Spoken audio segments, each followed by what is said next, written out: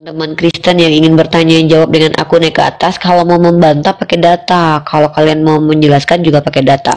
Kalau hanya bertanya saja nggak apa-apa, nggak pakai data. Kita bantu di sini. Dengan catatan, jangan sok tahu gitu ya. Ya, alasan mereka menyematkan citra buruk kepada para nabi untuk melazimkan kelakuan mereka. Jadi mereka ketika berzina, mereka bilang nabi-nabi Tuhan aja berzina. Jadi gue nggak apa-apa dong berzina gitu kali ya. Lagian gue juga kalau berzina Tuhan yang tanggung gitu kali ya bang ya bang. Nalarnya keren banget tuh. Marsuntil sigaret. Silakan Marsuntil.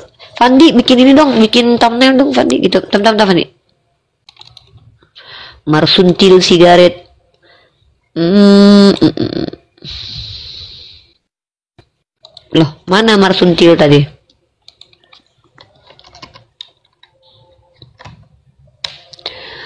Ya, sebelum kita coba saya mau live kan biar terdokumentasi ya. Fandi Ahmad. Masya Allah, tabarakallah, subhanallah, ngantuk. Nggak tahu, aku tuh ngantuk banget akhir-akhir ini guys. Ya itulah, bener juga ya, ujian orang belajar itu adalah mengantuk. Makanya tuh ada ulama yang bilang barang siapa yang minum kopi ya kan mati dalam minum kopi masuk surga. Sebenarnya tuh kalau kita pikir-pikir tuh bukan itu maksudnya. Orang yang mempertahankan supaya nggak ngantuk ketika belajar itu jihad banget, serius. Ya bayangin ya, aduh ya Allah kalau belajar tuh ngantuk banget, serius. Aku sampai berapa kali tadi tuh cuman baca beberapa kitab ngantuknya minta ampun.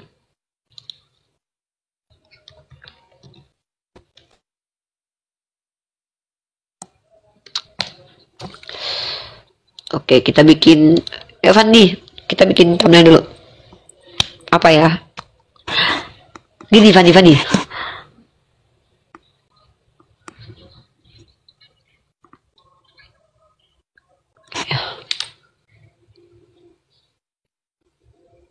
Oke.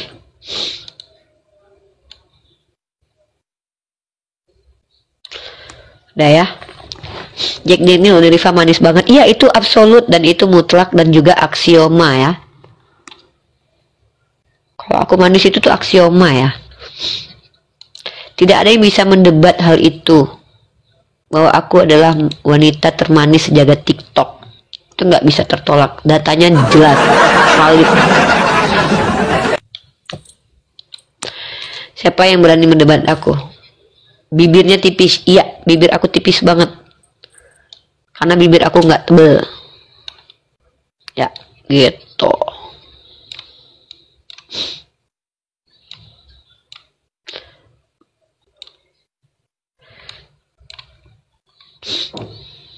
Kita dulu ya.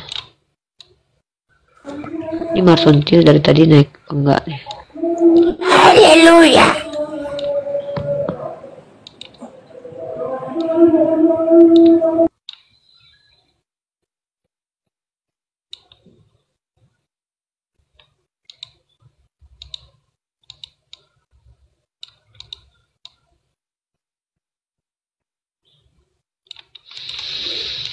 Tema kita apa? Oh ya. Apa tema kita tadi? Oh, tema kita. Tema kita adalah Kristen menikmati apa ya? Yang menikmati kematian Yesus apakah iblis? Tanyaannya. Panjang kali.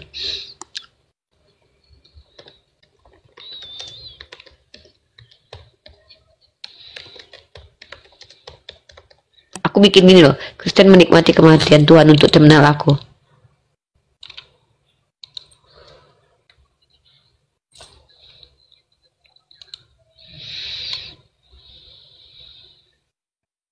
Ini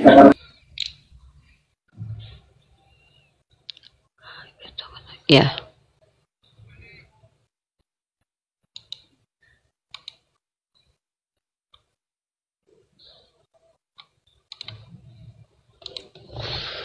Boleh.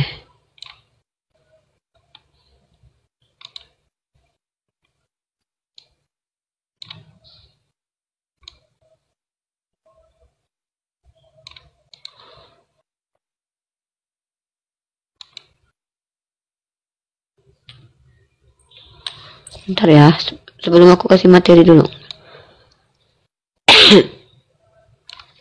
Ada pertanyaan-pertanyaan kritis yang muncul di benak aku yang indah ini ya teman-teman. Benak aku yang cantik ini ya.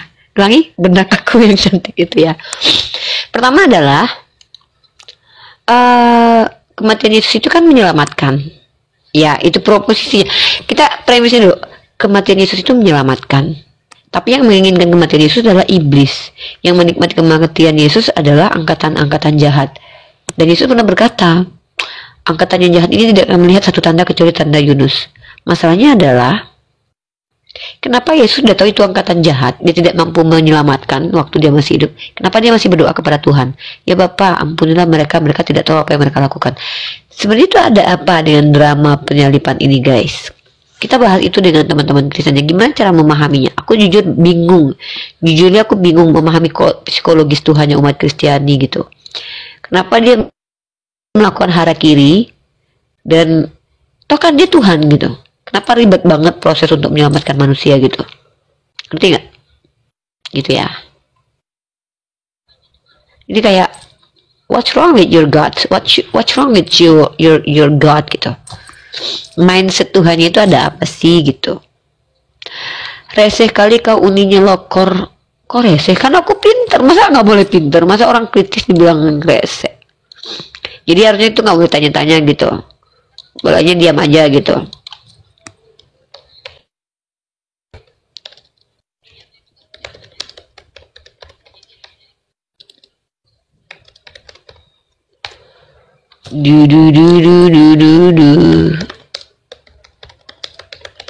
Nah, kebayang nggak kalian? Maksudnya gini ya, umat Kristen ini kan senang sekali nih mengkritisi agama Islam, mengatakan Islam begini begitu. Tapi pada kenyataannya, dalam sejarah itu yang paling banyak berbuat jahat dan merusak peradaban itu dari kalangan umat Kristen sendiri secara doktrinal. Doktrin membawa kepada kehancuran seperti doktrin interkaitera, ya 3G, ya kan? Kemudian doktrin di mana terjadi inkuisisi. Tetapi kenapa umat Kristen mengklaim bahwa agama mereka agama kasih ya? Agak lucu sih memang. Ya. Jadi saya ingin berdiskusi nih dengan teman-teman Kristen. Apakah kalian ini punya alasan mengatakan bahwa ajaran Kristen itu ajaran kasih, bukan ajaran iblis? Maaf ya, ini pertanyaan loh.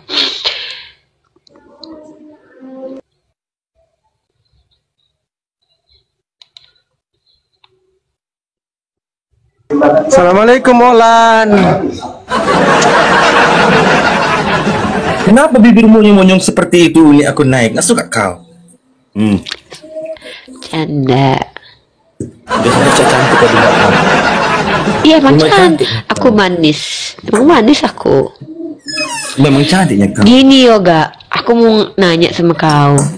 Aku nih, Apa kau itu? jujur ya, tapi kau jangan mengada-ada. Tidak. Coba kau bayangkan ya, kalau Tuhan itu Maha Pengasih, kenapa dibiarkannya ribuan tahun orang mati, terus baru di abad pertama dia mati bundir? Coba kau pikirkan itu. Kenapa Kalau dia me- habisi Kenapa dia matikan Nuh, dimatikannya di zaman Ngelek lu. Ngelek kau.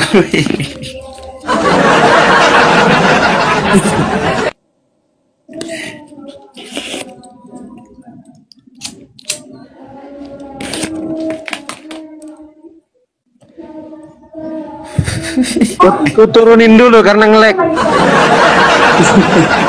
Teman-teman di tap layar ya, kencangin tap-tapnya dulu sampai 50k.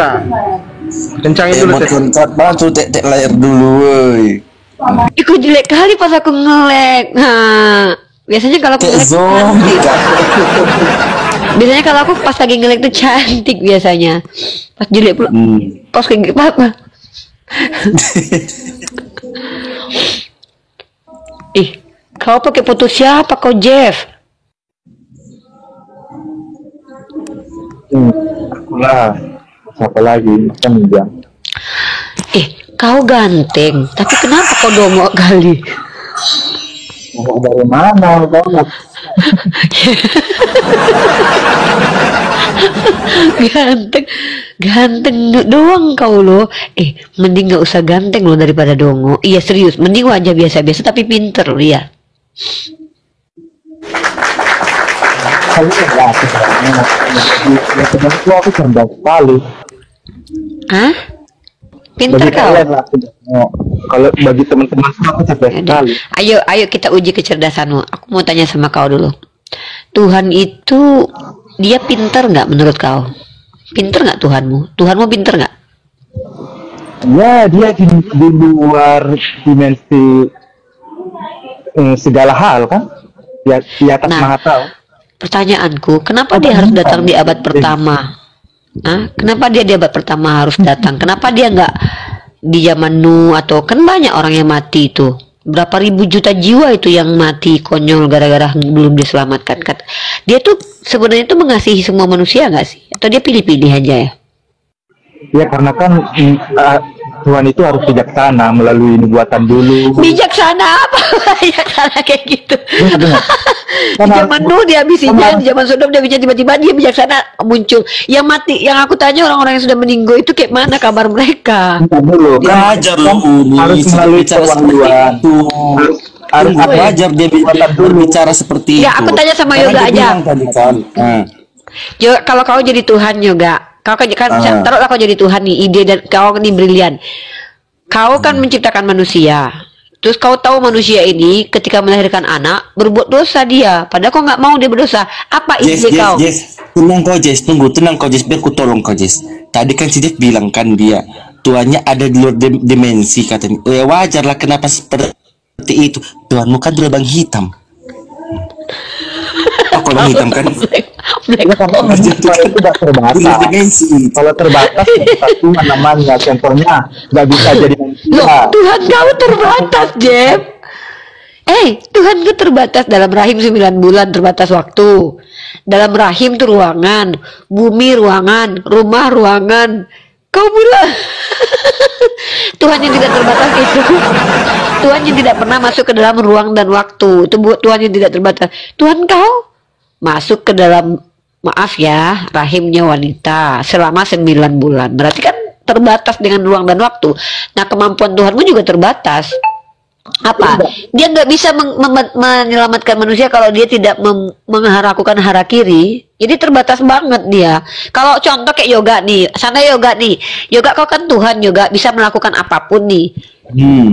Nah, aku tanya yoga sebagai Tuhan, lebih cerdas mana yoga atau Tuhanmu? Kau menciptakan si Jess Colby ya kan? Ketika kau sebelum menciptakan Jess Colby, kau tahu kalau dia ini akan tergoda sama iblis ya kan? Nah, sudah kau ciptakan dia. Tahu kalau dia sudah tergoda. Dan kau tahu kalau dia seandainya punya anak, anaknya berdosa, punya dosa waris, meninggal semua. Apa yang kau lakukan supaya anak-anaknya selamat? Coba. Kalau kau Tuhan. Ya. Nanti kau Fandi ya, kau Fandi. Tunggu, yang pertama tadi kan dia seorang Tuhan, bagaimana dia tergoda dengan ciptaannya? Di situ bisa kita berpikir. Yang tergoda itu si Adam, yang tergoda Adam. Adam tergoda makan buah kan. Iya betul, tunggu dulu. Sedangkan Yesus kan pernah juga digoda setan kan, ada itu loh. Itu diuji. Tidak ada itu gitu loh. Itu diuji kau nggak jauh. Yoga orang lagi tanya begini saudara. Tunggu dulu. Aku menguji ini loh. Kan, kalau kau Fandi, nanti aku ya, Fandi. Kau seandainya kau Tuhan, bisa melakukan apapun. Kau ciptakanlah manusia pertama namanya Yoga. Kau tahu kalau kau ciptakan si Yoga, nanti dia tergoda sama si Riva, sehingga ketika punya anak mereka berdua berdosalah anak-anaknya. Sebagai seorang Tuhan, kau kan nggak mau anak-anaknya berdosa dan mati. Apa yang kau lakukan Fandi sebagai Tuhan? Ya, kuhentakkan jariku, kuampuni dosa kalian. Pintar kali kau, mending kau jadi Tuhan. Iya loh. Kenapa nggak kau aja jadi Tuhan? Iya loh. Kalau aku ditanya kayak gitu, aku kan Tuhan, bisa membuat apapun. Aku menciptakan si Yoga, menikahlah dengan si Fandi. Aku tahu nih, kalau dia menikah dengan si Fandi punya anak, nanti dosa banyak anaknya kan. Bagaimana caranya aku? Ya kan, kalau caranya apa? Aku tinggal ini aja, kan aku Tuhan. Ya aku bilang aja kalian loh. Aku tanya, kau mau minta ampun gak kesalahanmu? Kalau dia minta ampun, kau ampuni. Kalau nggak minta ampun, ya sudah. Kalau kau nggak minta ampun, ya silakan kau ke bumi aja dulu. Nanti kalau kau susah, baru kau minta tolong sama aku ya. Karena aku Tuhanmu loh. Ya aku Tuhanmu. Jadi kalau kau susah, nanti minta tolong sama aku. Jadi nggak perlu aku harus meninggoy untukmu ya. Aku kan Tuhanmu. Kayaknya aku lebih cerdas deh. Maksud aku, logika-logika seperti ini, ya apakah tidak dimiliki oleh Tuhanmu? Kenapa dia harus mati? Alasan dia harus mati itu apa sih? Kan karena memang kan Ibrani 9 tuh harus ada pertumpahan darah untuk penyembuhan dosa. Gini loh Kak, Hah? Allah kami kan kudus. Oh jadi Kami itu kan dia kudus. Manusia kan berdosa, jadi nggak boleh menyatu. Jeff, tolong kau Jeff, jawab gini Jeff, untuk menebus dosa manusia bilang. Entar dulu juga. Cukup tolong Kalau kau. manusia ini udah berdosa, nggak bisa menyatu noda dosa dengan Allah yang suci kudus. Lah Henok sama Elia? Untuk memulihkan keadaan itu harus ada penumpahan darah, pengorbanan. Iya Henok sama Elia. Kenapa bersatu sama Tuhan di surga? Apakah mereka tidak berdosa, kudus? Ya dia kan diangkat ke Firdaus, bukan. Makanya berarti dia kudus kan? Henok dan Elia. Nggak ada manusia yang kudus. Ntar dulu. Ini bisa tidak? Aku ulang dulu kayak tadi, kayak mana kalau aku jadi Tuhan nanti? Boleh nggak? Ya, yaudah, silakan. Oke. Kalau kau yang Kalau jadi aku Tuhan. jadi Tuhan, Kemudian sama yoga. sebentar dulu kau Jeff. Kalau aku jadi Tuhan nanti, aku akan bertanya kepada manusia, apakah kalian akan minta maaf bertobat kepada dosa-dosa akibat dosa-dosa kalian? Kalau kalian bertobat kepadaku, hentakkan jariku, akan kumaafkan semua kesalahan mereka. Yuk, come on. Iya, betul. Oke, si Yoga. Kalau kau jadi Tuhan Yoga, kau ciptakan aku. Kau ciptakan si Pandi, terus kau ciptakan aku, terus kami menikah, ya kan? Karena kau tahu nih, kau kan Tuhan, kau sudah tahu. Nanti kalau kami punya anak, anak kami berdosa dan banyak menghabisi nyawa orang. Nah, kan kau tahu itu. Sebelum terjadi kan kau antisipasi itu. Apa antisipasi yang kau buat sebelum itu terjadi kalau kau seorang Tuhan? Udah nggak usah panjang lebar lah. Kalau aku jadi Tuhan kan akan kucerahkan otak si Jeff ini. Udah. Kalau dalam dosa itu kalau nggak Aduh, sakit perutku. harus ke neraka kekal. Ini ada nggak? Jeff, ayo, Jeff, boleh nggak kita ngomong dari hati ke hati? Kau sama aku sama ini kan nggak pernah ngomong hati ke hati, boleh nggak, Dek? Iya silakan Kak. Ngomongin apa? Ya, gini loh, Dek. Katamu kan Tuhanmu kudus, betul nggak? Iya. Dia nggak bisa bersatu dengan manusia yang kotor berdosa, betul? Iya. Tuhan yang mana Kak? Allah atau Yesus? Dua Tuhan, banyak Tuhan.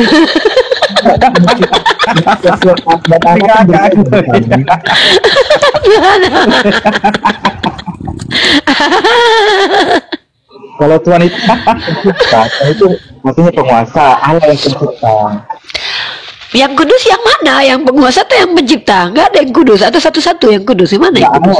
Allah. Oh, berarti kalau Yesus nggak kudus? Kudus, kewilayahannya kan kudus. Tapi Firman. kayak mana ini? Kalau kudus duduknya ngapain kau tanya lagi sama aku? Jadi yang kudus yang mana? Dua-duanya kudus. Kalau gitu, kalau dua-duanya kudus ngapain kau tanya yang mana?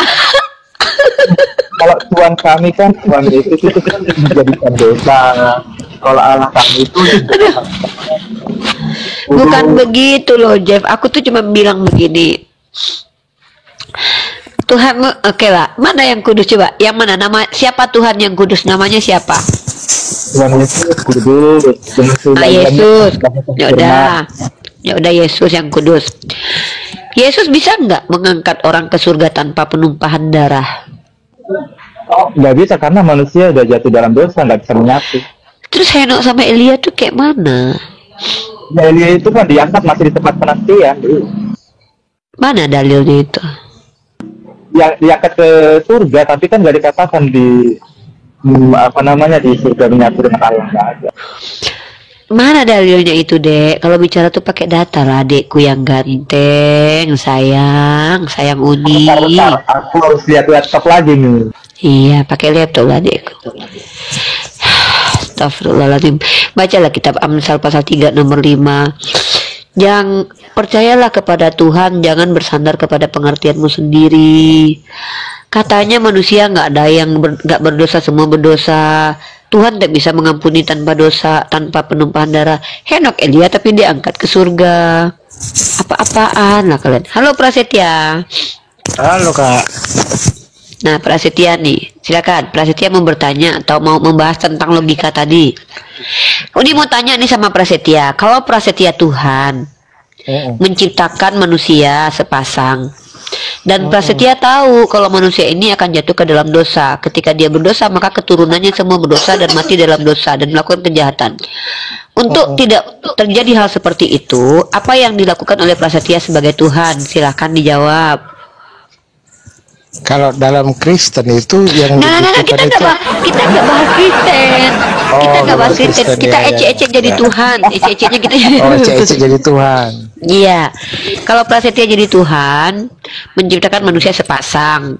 Dan ketika menciptakan tahu kalau manusia ini akan berdosa, tiba-tiba anaknya nanti akan berbuat dosa dan meninggoy. Sementara Prasetya nggak mau anak-anak itu berdosa. Jadi apa solusi untuk itu sebagai Tuhan bagi Prasetya? Sebagai Tuhan nih apa solusinya? Kalau dia berdosa ya harus dihukum lah. Dihukum. Ya. Oke, Iya, pinter. Ya mati ya. Nah, Mati. ketika manusia dihukum mati, itu berarti konsekuensi.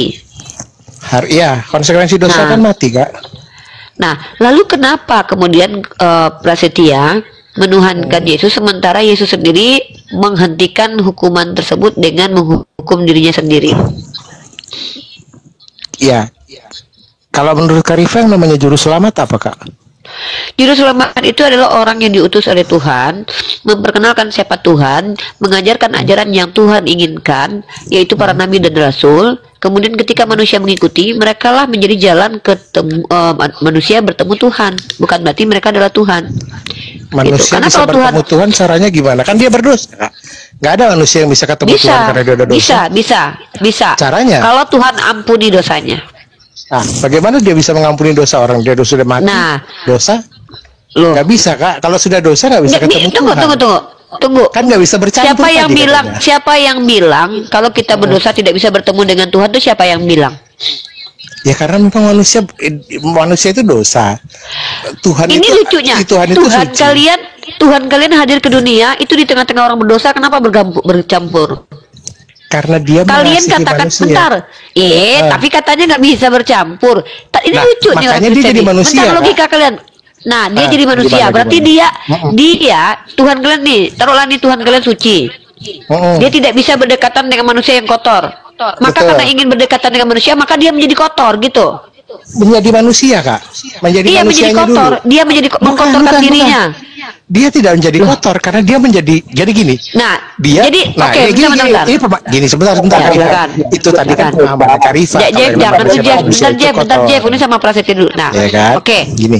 Berarti Tuhanmu tidak mampu mengampuni dosa manusia tanpa menjadi manusia. Harus jadi manusia.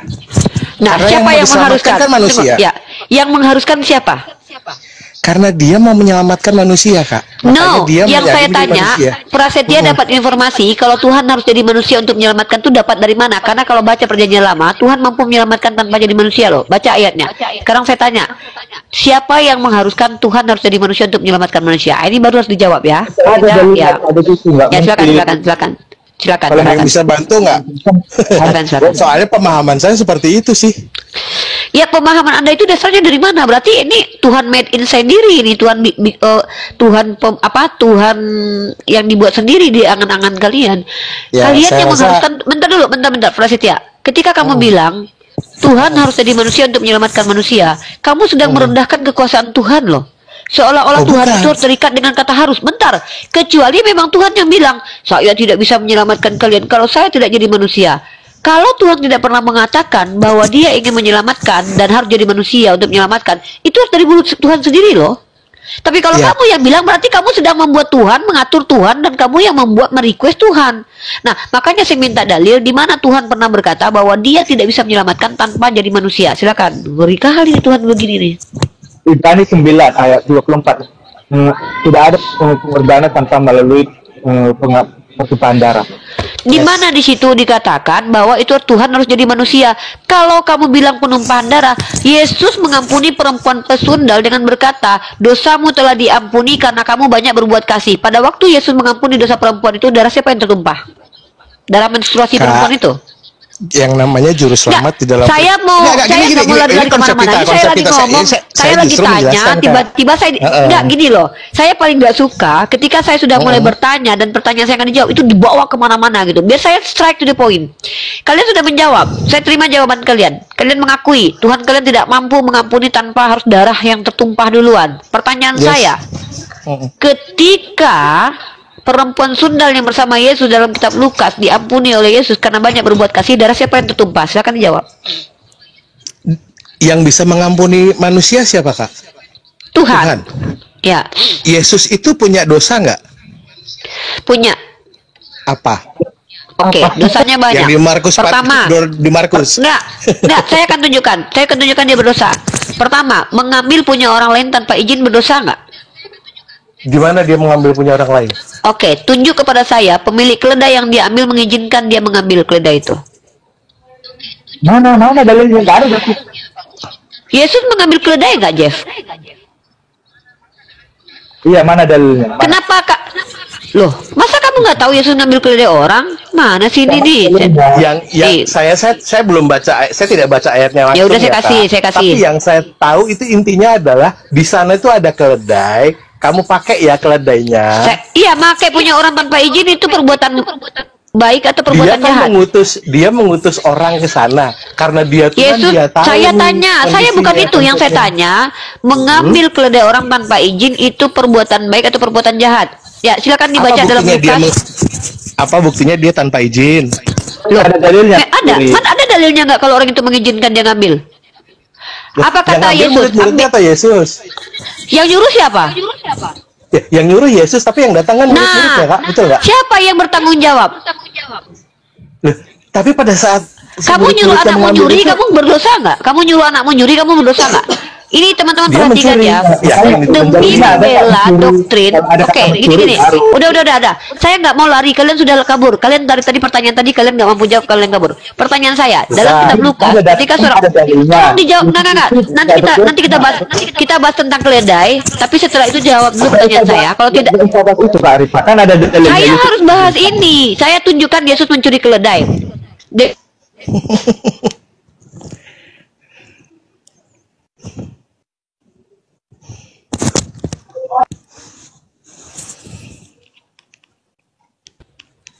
Halo. Halo. Ya. Halo, sorry. Ini kena apa? Bentar. Hujan Bentar, aku benerin dulu.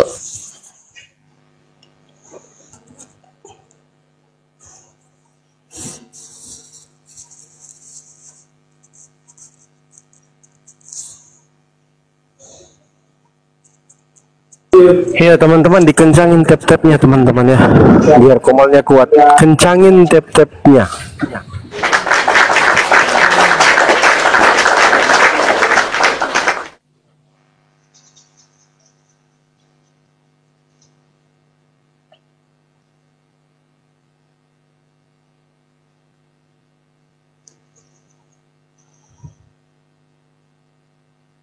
Tes bentar. Ini jaringanku bermasalah. Sabar ya. Coba Teman-teman. Pendeta Jerry Bulolo. Saya enggak mau kabur-kabur ya. Saya tidak mau kabur-kabur. Saya akan tunjukkan. Kita akan bahas topik keledai karena ini kalian sedang mencoba melarikan diri ya. Saya bertanya. itu kan anggapan. Kalian mengatakan, loh ini kenapa sih ini kalau diskusi itu yang tolonglah terarah lah. Saya bosan tahu diskusi. Jangan asumsi. Itu kayak asumsi itu artinya apa? Asumsi artinya apa? Saya akan tunjukkan Yesus. Aduh, ini orang kalau kayak gini nih nggak bisa diskusi kayak gini nih. Kalau cuman saya tanya baik-baik, kalian yang bilang tidak ada Jeff, kalau orang ngomong tuh gantian apa? Kita lagi ngebahas keledai, tapi saya bisa tunjukkan itu nanti setelah saya. Jangan kalian kabur dari pertanyaan saya. Kan kalian yang bilang Yesus tidak bisa mengampuni tanpa penumpahan darah. Betul nggak? Jangan berdua dulu. Kalian sepakat dulu lah. Jangan kalian tipu-tipu lah. Sudahlah ngomong nggak bertanggung jawab kalian. Betul nggak menurut kalian? Bisa nggak Yesus mengampuni? Saya tanya dulu Jeff. Udah Jeff, siapa yang ngomong nih? Satu-satu dulu. Kau tutup mic-mu. Prasetya, menurutmu bisa tidak Yesus mengampuni tanpa penumpahan darah? Silakan. Untuk bisa diampuni itu memang harus perlu pengorbanan, Kak. Korban. Oke. Sekarang saya tanya sama kamu. Dalil seorang perempuan, ya, nih saya kasih kamu data. Ya.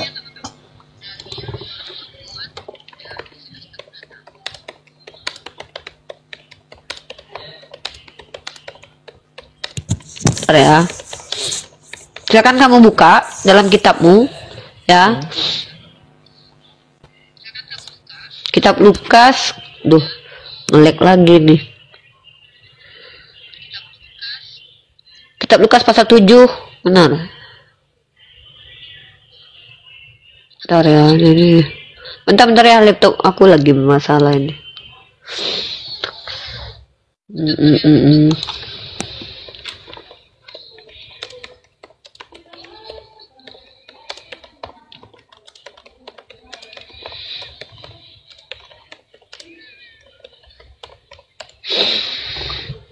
Lukas 7:47, silakan kamu buka dulu.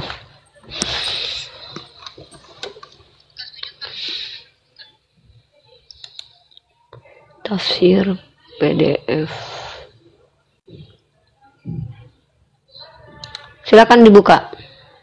Baca baik-baik. Jawab pertanyaan saya. Kalau nggak mampu menjawab, kita pindah tema. Saya nggak memaksakan kalian untuk menjawab loh. Saya nggak mau stuck di situ-situ aja, karena kita punya tema lagi. Ya, para Kristen juga berhak bicara ketika Anda berasumsi. Iya, kalau bicara itu sesuai dengan tema diskusi lah. Lari-lari kemana-mana masa keledai nanti aku bahas, tapi selesaikan dulu ini. Kok berhak bicara, tapi sesuai tema. Ini kita lagi bahas ayam, kau lari ke bebek. Bahas itu dulu, kau baca itu, ikut kau dulu. Ikut. Kan temanya kan adalah apakah Yesus berdosa? Yang saya bahas itu adalah apa yang sudah kalian statementkan. Ini kita udah terlanjur jalan diskusi. Nanti kita bahas Yesus berdosa atau tidak. Saya akan buktikan dia berdosa. Kalian ini Yesus berdosa gitu, ada nggak dia? aku tunjukkan dia berdosa. Tunjukkan dia berdosa. Tapi udahlah Jeff, nggak usah ikut dulu Jeff. Kau nggak bisa diajak ngomong. Memang kau nggak bisa. Udah aku sama si Pras aja. Aku malas ngomong sama orang yang nggak bisa diajak ngomong ini.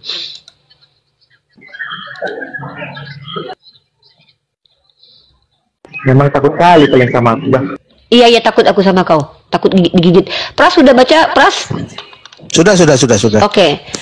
Coba di situ saya ulangi ya diksinya ya, karena kamu sudah membaca, artinya kamu, saya harap kamu paham ya, jadi nggak perlu bertele-tele ya.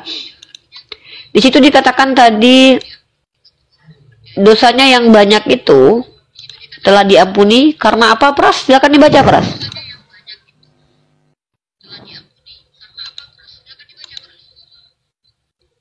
Silakan. Kenapa dosanya diampuni, Pras? Silakan dijawab, Pras.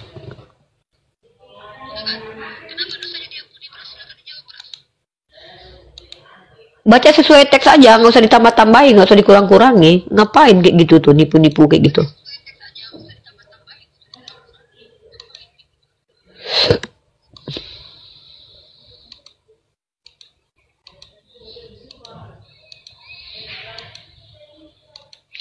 Terus kalau sudah bisa jawab, nanti jawab ya. Nah, Yoga, aku tanya sama kamu Yoga. Kalau kau bisa jadi Tuhan, kalau kau jadi Tuhan Yoga, kita lagi uji kecerdasan manusia atau Tuhan yang lebih cerdas nih ya? Si Yoga menjauh dia. Nah, Apa? kalau kau jadi Tuhan, ya kan?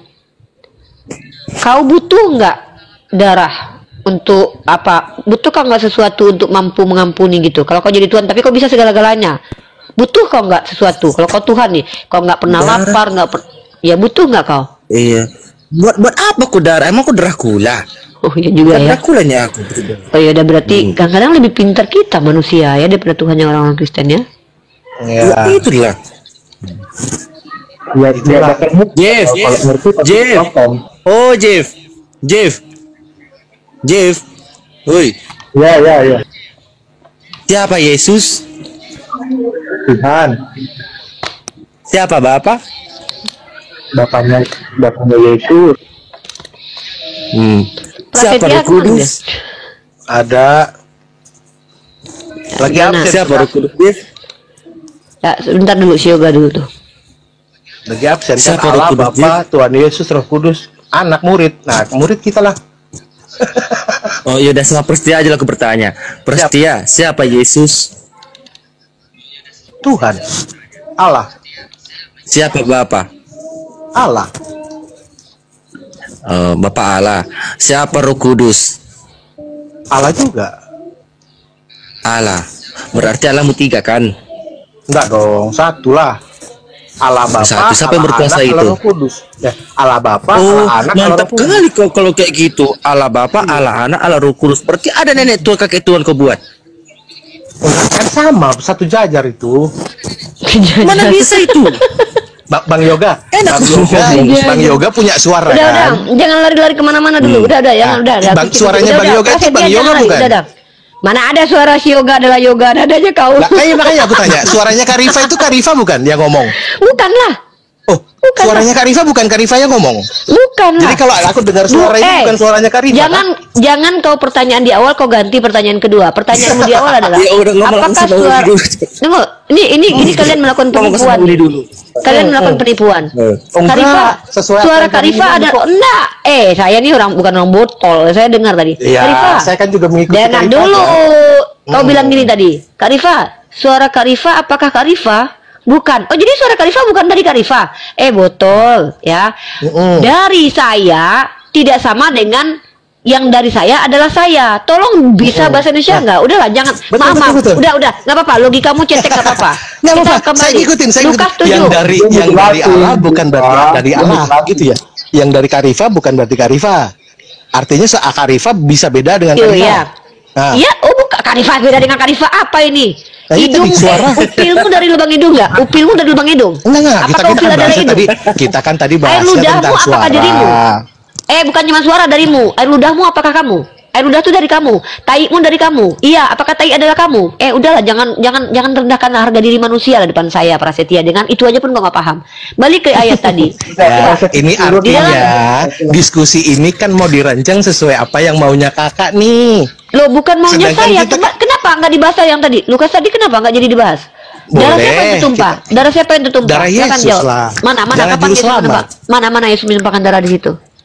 Ya Yesus kan pada saatnya nanti dia mati, Kak. Loh, kenapa dosanya udah diampuni dulu sebelum darah tertumpah? Ini gimana Tuhanmu ini nggak konsisten ini? pada saat dia mengampuni Wah, manusia si katanya dia perempuan mengampuni itu, harus tertumpah darah. Tapi ketika mengampuni karena perempuan itu banyak berbuat kasih. Pertanyaan saya, ketika dosa perempuan itu diampuni, darah siapa yang tertumpah? Itu yang saya tanya. Kok bilang darah Yesus? Kapan darah Yesus tertumpah pada waktu itu? Kok kalian ini merusak peradaban, tau nggak? Menipu kalian. waduh, hebat sekali. Iya, Enggak. menipu kalian. Yang bisa Pertama, mengampuni. saya tanya. Saya tanya, Enggak, kalau mana darah kita siapa boleh yang nggak bisa, tertumpah? Kak? Aku boleh nggak izin bisa? Ya, tapi 5 jangan menit nggak menipu. sampai kali. Silakan, Enggak, jangan enggak, menipu. enggak. Jangan menipu. Ya. Oke, ini dalam pemahaman yang saya mungkin Bang Jeff, halo. Monitor Bang Jeff. Kau Coba diam nanti lah, kita kau disamakan ya Bang Jeff ya. Kita disamakan ya. Apakah sama pemahaman saya dengan Bang Jeff nih? Jadi gini, yang namanya dalam kami ini konsep keselamatan itu butuh juru selamat. Kenapa? Karena manusia itu sudah jatuh dalam dosa. Yang namanya juru selamat itu, juru selamat manusia ya harus dalam bentuk manusia. Siapa yang Problemnya mengharuskan? adalah- Saya tanya dari tadi nggak dijawab. Siapa yang mengharuskan? Kalau nggak ada data, berarti kalian yang mengharuskan Tuhan kalian mati ya. Berarti Tuhan kalian itu patuh kepada kalian ya. Bukan. Tuhan Yaudah, mana? itu sayang sama manusia, Kak. Iya. Mana dalilnya Tuhan sayang sampai mau mati buat kalian? Coba. Saya Bahkan minta nggak data. cuma saya, dia aja sayang sama Saya Karifa. minta data. Mana Tuhan pernah berkata bahwa Dia saking sayangnya mau mati demi kalian? Data. Saya minta data dari tadi kok. dari rakyat seorang perempuan.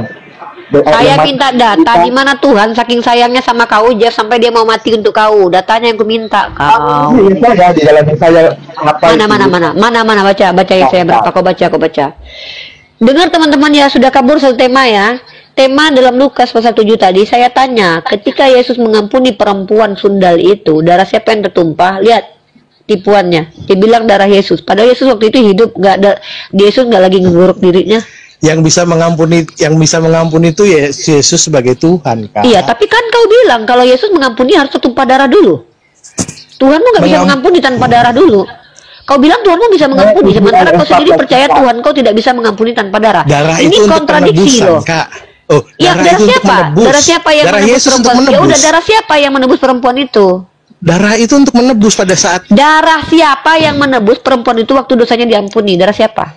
yang bisa mengampuni itu Tuhan. Dia Tuhan ditebus. mengampuni. Iya, Tuhan mengampuni. Iya, Bisa nggak Tuhan mau mengampuni tanpa penumpahan darah? untuk menebus supaya kita bisa Bisa bersama tidak lagi. Tuhanmu itu mengampuni tanpa penumpahan darah? Tuhanmu nggak perlu menumpahkan darah untuk bersama manusia, atau dia bisa jadi manusia kok untuk bersama-sama Tuhan, bersama-sama manusia. Apa Nih, dalilnya? Apa loh, dalilnya? buktinya Tuhanmu ada di dunia bersama manusia kan?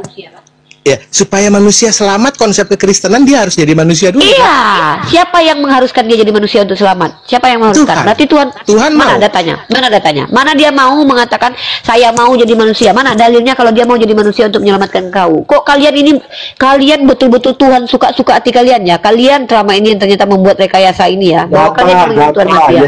Data. Tunjuk, baca. Di mana di situ Tuhan mau mati buat kau? Baca sendiri ya, saya tujuh. Bacalah, kok saya pula yang membaca. Berarti teman-teman Saya perhatikan berapa, ya. Bang? Berarti selama ini Tuhan harus, Tuhan wajib, Tuhan nggak bisa ampuni. Itu adalah mereka sendiri teman-teman. Tuhan bikinan Paulus dan orang Kristen. Jadi mereka lah yang selama ini mendikte Tuhannya. Tuhan harus mati karena Tuhan menyelamatkan manusia. Karena kalau nggak menjadi manusia Tuhan nggak bisa. Nabi bernubuat. Fandi, mending si Jeff turunkan aja lah. Ini orang nggak sopan Kenapa banget. takut? Kita lagi Kalau iya, aku turun, jijik. kita turun ya. Jijik. Ya udah, turun kalian berdua aja nggak apa-apa. Kami nggak butuh orang botol. Makin rusak peradaban negara kalian. Bukan Masuk kita ke- mengatur-atur Tuhan, Kak. Justru karena dia Ya sudah makanya berbuat kalau seperti gitu itu sama mana kita. datanya? Yaudah, mana datanya kalau gitu? Apa yang Kapan saya Tuhan? tunjukkan? Aduh Pandi, tolonglah Pandi, turunkan lah. Aku nggak bisa nurunin si Jeff ini loh. Geli kali aku nengok orang lagi ngomong potong-potong. Mending sama si Prasetya aja kita ngomong. Nggak bisa, ini dia mengganggu dia dari tadi dilari-lari. Silakan Prasetya, tunjukkan data di mana Tuhanmu pernah bilang dia mau jadi manusia. Kalau nggak ada, jangan jadi Tuhan kalian. Kalau tidak ada dalilnya, artinya fix kalian yang membuat Tuhan sendiri. Kalian yang merancang bahwa Tuhan harus mati untuk kalian. Nah, inilah Tuhan takluk kepada perintah manusia nih. Nah, teman-teman perhatikan ya. Perhatikan ya. Tuhan harus jadi manusia. Tuhan nggak bisa memaafkan kalau dia nggak jadi manusia. Ini Tuhan buatan mereka, Tuhan buatan pagan. Ini dia. Ini yang kita saksikan. Kecuali memang mereka punya dalil kitab sucinya. Tuhannya pernah bilang, saya mau jadi manusia untuk menyelamatkan kalian. Karena kalau saya nggak jadi manusia, saya nggak bisa.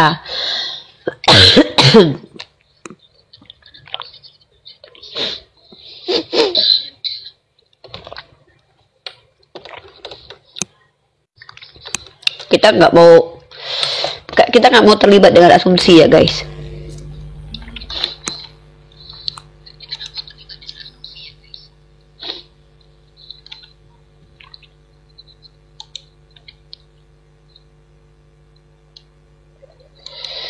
Nggak akan jumpa kalian datanya. Mana pernah Tuhan Bani Israel pengen jadi manusia? Mau ke lubang semut pun kalian jadi nggak ada. Itu nggak ada. Kalian ada-adakan ayat itu.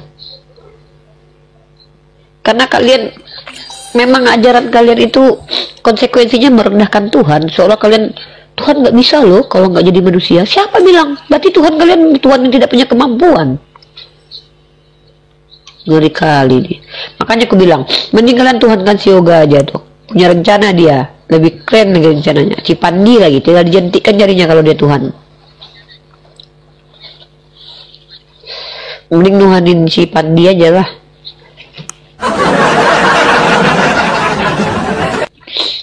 Iya. Dari tadi dia bilang, Tuhan tidak. Kalian ikutin Paulus. Kata Paulus, Tuhan tidak bisa mengampuni tanpa menumpahkan darah. Tapi pada faktanya Paulus berdusta karena Yesus mengampuni perempuan sundal tanpa penumpahan darah. Betul. Tap layar guys, ada korun nanti guys.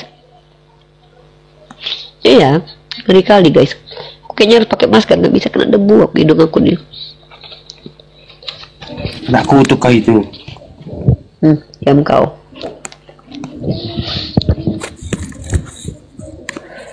Sudah, menurut kau Yoga?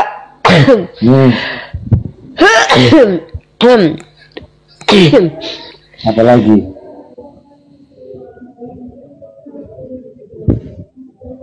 Menurut kau, kayak mana Tuhan yang kayak gitu, layak nggak dituhankan menurut kau? Ya tidaklah. Bagaimana dia layak dituhankan? Sedangkan dia aja berdoa kepada Tuhan. Ada Tuhan berdoa kepada Tuhan. Ya, selamat malam Pak Pendeta Jerry Bulolo. Selamat bergabung. Silakan Uni sama Pak Pendeta. Kemute. Yang saya tunggu nih. Malam. Ya, Pak Pendeta Jerry, silakan. Selamat malam. Malam Pak Ibu Pendeta. Uni. Ya, Selamat jadi Pak. malam. Ya, jadi Pak Pendeta, tadi kedua jemaat Anda yang sudah kabur, yang satu saya kick karena nggak berhenti bicara, yang satu udah kabur. Saya cuma satu pertanyaan, Pak. Pertanyaan ini muncul dari doktrin orang Kristen yang mengatakan, yang diajarkan oleh Paulus dalam kitab Ibrani, Tuhan tidak bisa mengampuni tanpa penumpahan darah. Apakah itu betul, Pak? Silakan dijawab dulu, Pak. Iya, benar.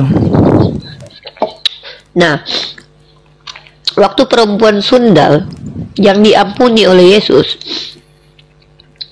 dalam kitab Lukas pasal 7, kata Yesus di situ, dosanya yang banyak itu telah diampuni karena dia banyak berbuat kasih. Pada waktu itu darah siapa yang tertumpahkan, Pak, sehingga dosanya terampuni? Lukas pasal 7 ya. Ya,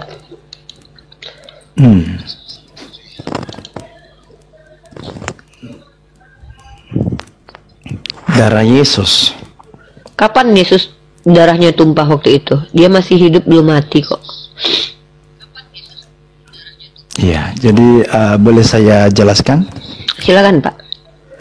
Ya, kalau berbicara konteks Lukas pasal yang ke-7, ayat yang ke berapa yang tadi ya? Ayat 47 ya. Saya akan bacakan, sebab itu aku berkata kepadamu, dosanya yang banyak itu telah diampuni. Sebab ia telah banyak berbuat kasih, tetapi orang sedikit diampuni, sedikit juga ia berbuat kasih. Lalu ia berkata kepada perempuan itu, dosamu telah diampuni. Dan mereka yang duduk makan bersama dia berpikir dalam hati mereka, siapakah ia ini sehingga ia dapat mengampuni dosa? Tapi Yesus berkata kepada perempuan itu, imanmu telah menyelamatkan engkau, pergilah dengan selamat. Jadi yang membuat dosanya diampuni jelas darah Kristus, dan dia ketika beriman demikian, Tuhan Yesus Darah siapa, Pak? Darah Kristus yang mana nih? Saya Yesus bingung ya nih. akan digenapi. Ya akan digenapi nanti karena memang ini lagi Oh, berarti belum tertumpah darahnya pada waktu itu, tapi sudah diampuni. Iya, makanya dengan dia jelas tertumpah dulu darahnya. Gimana sih prosesnya? Yesus ini programnya gimana sih ceritanya, Pak? Program Yesus Jadi, ini gimana, coba? untuk Dia kita bisa akan menemukan terampuni. jawabannya di ayat yang ke-50. Tetapi Yesus berkata Gimana ini kepada programnya perempuan ini? itu, jadi tetapi Yesus berkata kepada perempuan itu, imanmu telah menyelamatkan engkau, pergilah dengan selamat. Jadi Berarti kuncinya yang di sana. menyelamatkan dia Ketika, apa? Yesus Kristus, karena darah Kristus akan tercurah Loh, untuk menebus dosanya nanti di atas kayu salib. dosa darah itu tercurah itu gunanya untuk apa? Darah tercurah itu untuk apa? Untuk menebus dosa. Nah, perempuan itu dosanya sudah dihapus belum ketika darah belum tercurah? Ini dalam sikap iman ini. Kalau diperhatikan kan Yesus konteksnya. bilang gini nih, dosamu telah diampuni karena kamu banyak berbuat kasih. Pada waktu itu dosanya sudah tertebus belum, Pak, perempuan itu? Kalau kita melihat konteks ini, dosanya sudah diampuni sekalipun darah Yesus belum tercurah. Oke, ya udah kalau gitu ngapain darah Yesus tercurah? Katanya nggak bisa diampuni kalau tanpa darah. Ini gimana Yesus nggak jelas nih, pelin-pelan nih?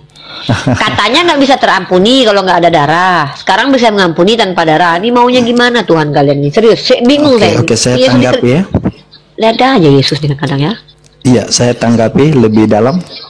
Silakan. Jadi kalau kita berbicara mengenai dosa, maka dikatakan di dalam perjanjian lama tidak ada pengampunan tanpa darah, karena darah itu berbicara mengenai nyawa, ya.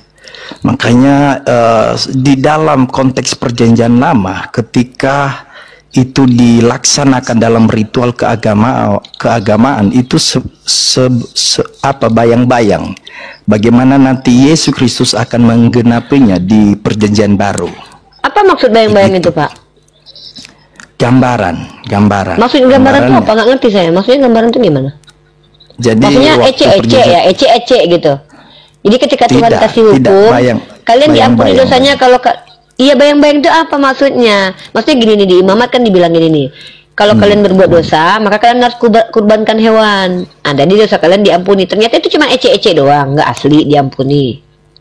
Bayang-bayang semu ternyata.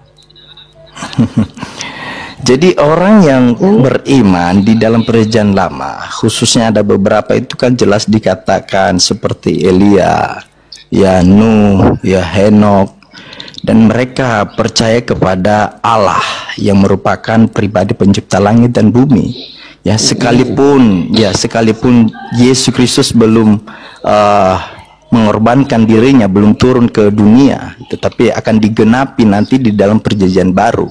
Nah, mereka sudah masuk dalam golongan diselamatkan oleh. Berarti mereka sudah diselamatkan tanpa Yesus harus mati? Tidak, karena mereka beriman kepada Allah. Iya, mereka selamat yang akan menggenapi bayang-bayang penumpahan darah yang telah dilakukan. Pak. Waktu orang-orang zaman dulu beriman kepada Tuhannya Bani Israel, mereka itu selamat nggak ngikutin apa yang diperintahkan Musa itu? Gimana Ibu Rifa? Orang Israel kan diperintahkan Tuhan nih, Musa hadir datang, bawalah hukum Taurat, ajarkan kepada orang Israel.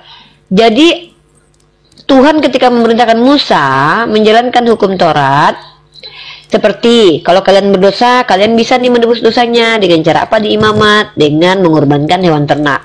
Pada waktu itu dosa mereka benar-benar tertebus atau cuman hoax doang, Pak? Janji semua aja. Itu bukan hoax, tetapi itu penebusan yang tidak sempurna. Bukan ece-ece, tidak sempurna. Berarti Tuhan Anda memberikan hukum yang tidak sempurna gitu.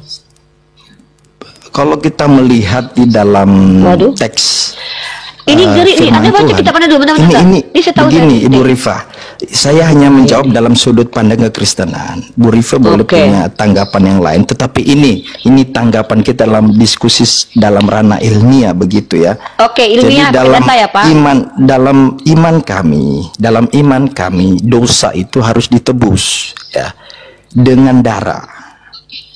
Memang di dalam perjanjian lama darah domba disembelih itu tidak sempurna.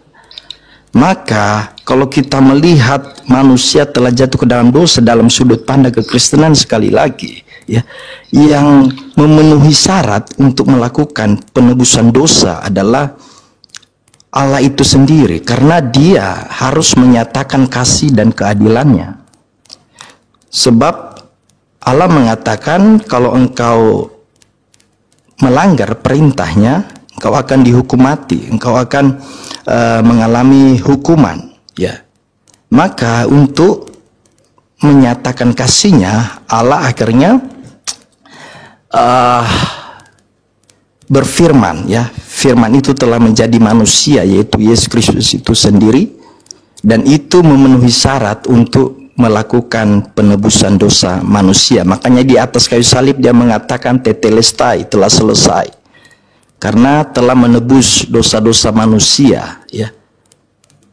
Ya, begitu, Kak Rifa, ditanggapi, silakan. Ya, kena mute itu.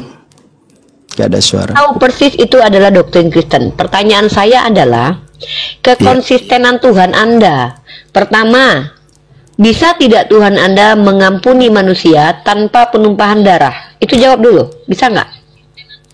Ketika Anda begitu panjang kali lebar menceritakan tentang Tuhan Anda dan keinginan dan keharusan yang dialami, masa nggak bisa jawab pas ini? Bisa nggak Tuhan Anda dalam kitab Anda mengampuni tanpa penumpahan darah? Bisa nggak?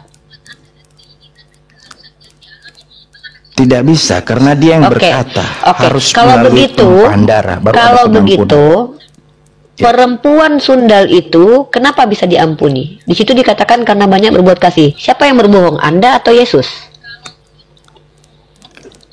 Saya tadi sudah jawab sama Ibu Rifa. Yang menebus dosa perempuannya adalah Yesus Kristus. Di mana tertulis bahwa darah Yesus tertumpah pada waktu itu? Di ayat yang ke-50, tetapi Yesus berkata kepada perempuan itu, imanmu. Ini dia Ya, iman. percaya bahwa Iya, Yesus dia Kristus percaya. itu menyelamatkan dia. Di Yang mana akan dia nanti- percaya kalau Yesus mati di tiang salib? Dia kan belum mati di tiang salib. Bagaimana mungkin Begini, mempercayai sesuatu saya- yang belum terjadi? Oke, Nah. baik. Ini kan salah satu perempuan berdosa yang datang kepada Yesus Kristus. Dan pada saat itu juga banyak murid-murid. Lihat, tentunya perempuan ini mendengar bahwa tujuan kedatangan Yesus untuk menyelamatkan manusia yang berdosa. Iman Ya, inilah yang muncul dalam kehidupan perempuan yang Iya, berdosa. itu. iman apa? Oke ya. Iman apa? Iman bahwa Yesus mati di tiang salib. Iya. Bagaimana Jadi dia mengimani iman- sesuatu yang belum terjadi? Nah, itu iman. Dia percaya sesuatu belum terjadi. Coba tunjukkan Itu dalil iman. kalau perempuan itu tahu kalau Yesus akan mati untuk menebus dosa dia. Dari mana Anda tahu informasi ini? Ini ngeri loh. Informasi yang tidak tertulis Anda bisa tahu. Informasi tentang keinginan Tuhan Anda bisa tahu. Ketika Anda Oke, bicara saya tadi, buka Tuhan datanya. bentar, Anda bilang tadi, Tuhan harus mati. Pertanyaan saya yang mengharuskan Tuhan harus mati ini siapa, Pak? Untuk Silakan menyatakan berjawab. keadilan dan Iya. Tunjukkan kepada saya. Dari mana perempuan ini tahu kalau dosanya akan diampuni? Bukan, Ya kan, bukan itu begitu ya? pertanyaannya. Dari mana Maria tahu ya? Karena Anda menuduh Maria Magdalena ini diampuni karena dia beriman bahwa Yesus akan mati di Iya. tiang salib, begitu kan? Iya, benar. Dari mana Anda tahu itu? Informasi itu tahu dari mana? Karena dia melihat sendiri bahwa Yesus bersama-sama dengan dia. Bahkan ini juga telah dinubuatkan. Orang kalau lihat kok setelah Anda hebat kali ya. Orang Kristen ini hebat ya. Orang ngelihat aja bisa tahu. Saya isi jelasin pikiran dulu, orang, Ibu ya. Rifa. Ya, secara ini saya jelasin dulu.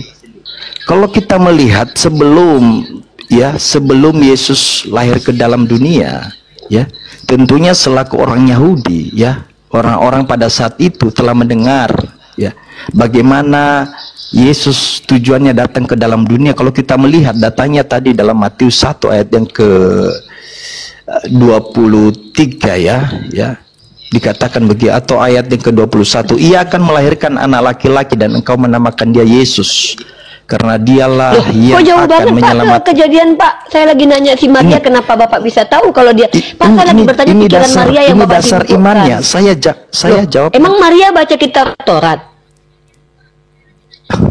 Ini perjanjian baru Bapak konteksnya. ngejelasin saya perjanjian lama. Memangnya si Maria Magdalena itu Bapak tahu dia baca Taurat terus baca Ini pada bukan waktu itu ini perempuan. bukan perjanjian lama, ini Matius. Ini Bapak tahu perjanjian pertanyaan baru. saya nggak?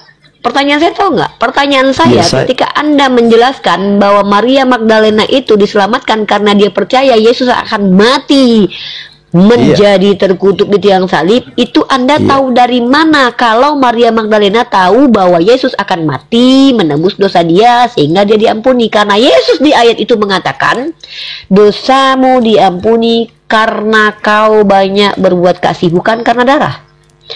Yesus sendiri sudah mengatakan di situ, kau diampuni karena kau banyak berbuat kasih. Tiba-tiba Anda muncul tahun 2025 mengatakan perempuan itu diampuni karena dia itu beriman bahwa Yesus itu akan mati, padahal Yesus belum mati.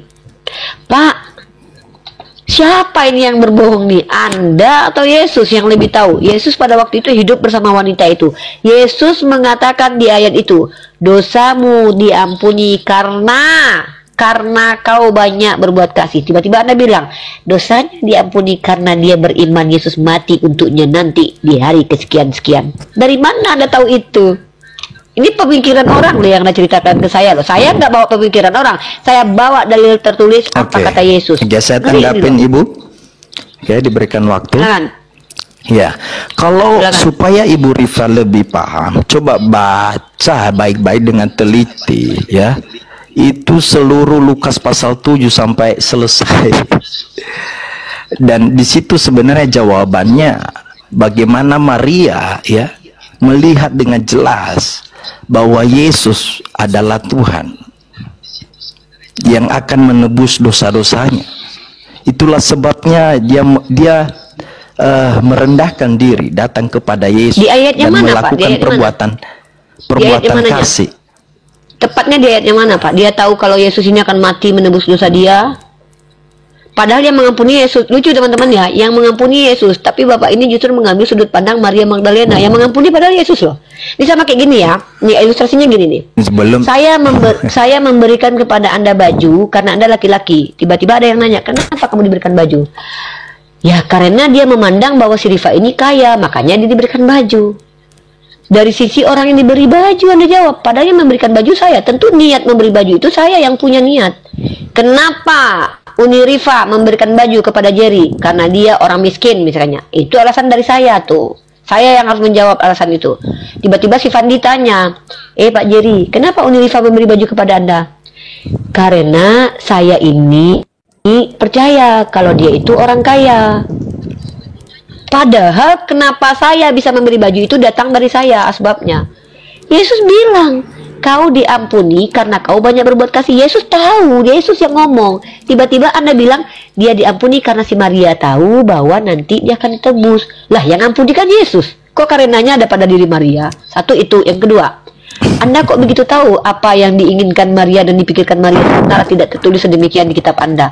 Tolong Pak, yang saya butuhkan adalah secara tertulis, apakah Anda mau mengingkari perkataan Yesus yang mengatakan dosanya terampuni karena banyak berbuat kasih dengan membenturkan perkataan Paulus bahwa manusia itu tidak bisa diampuni tanpa penumpahan darah? Tunjukkan dalil eksplisit bahwa memang betul Maria ini sudah percaya Yesus akan mati menebus dosa dia dan dia adalah Tuhan. Silakan Pak.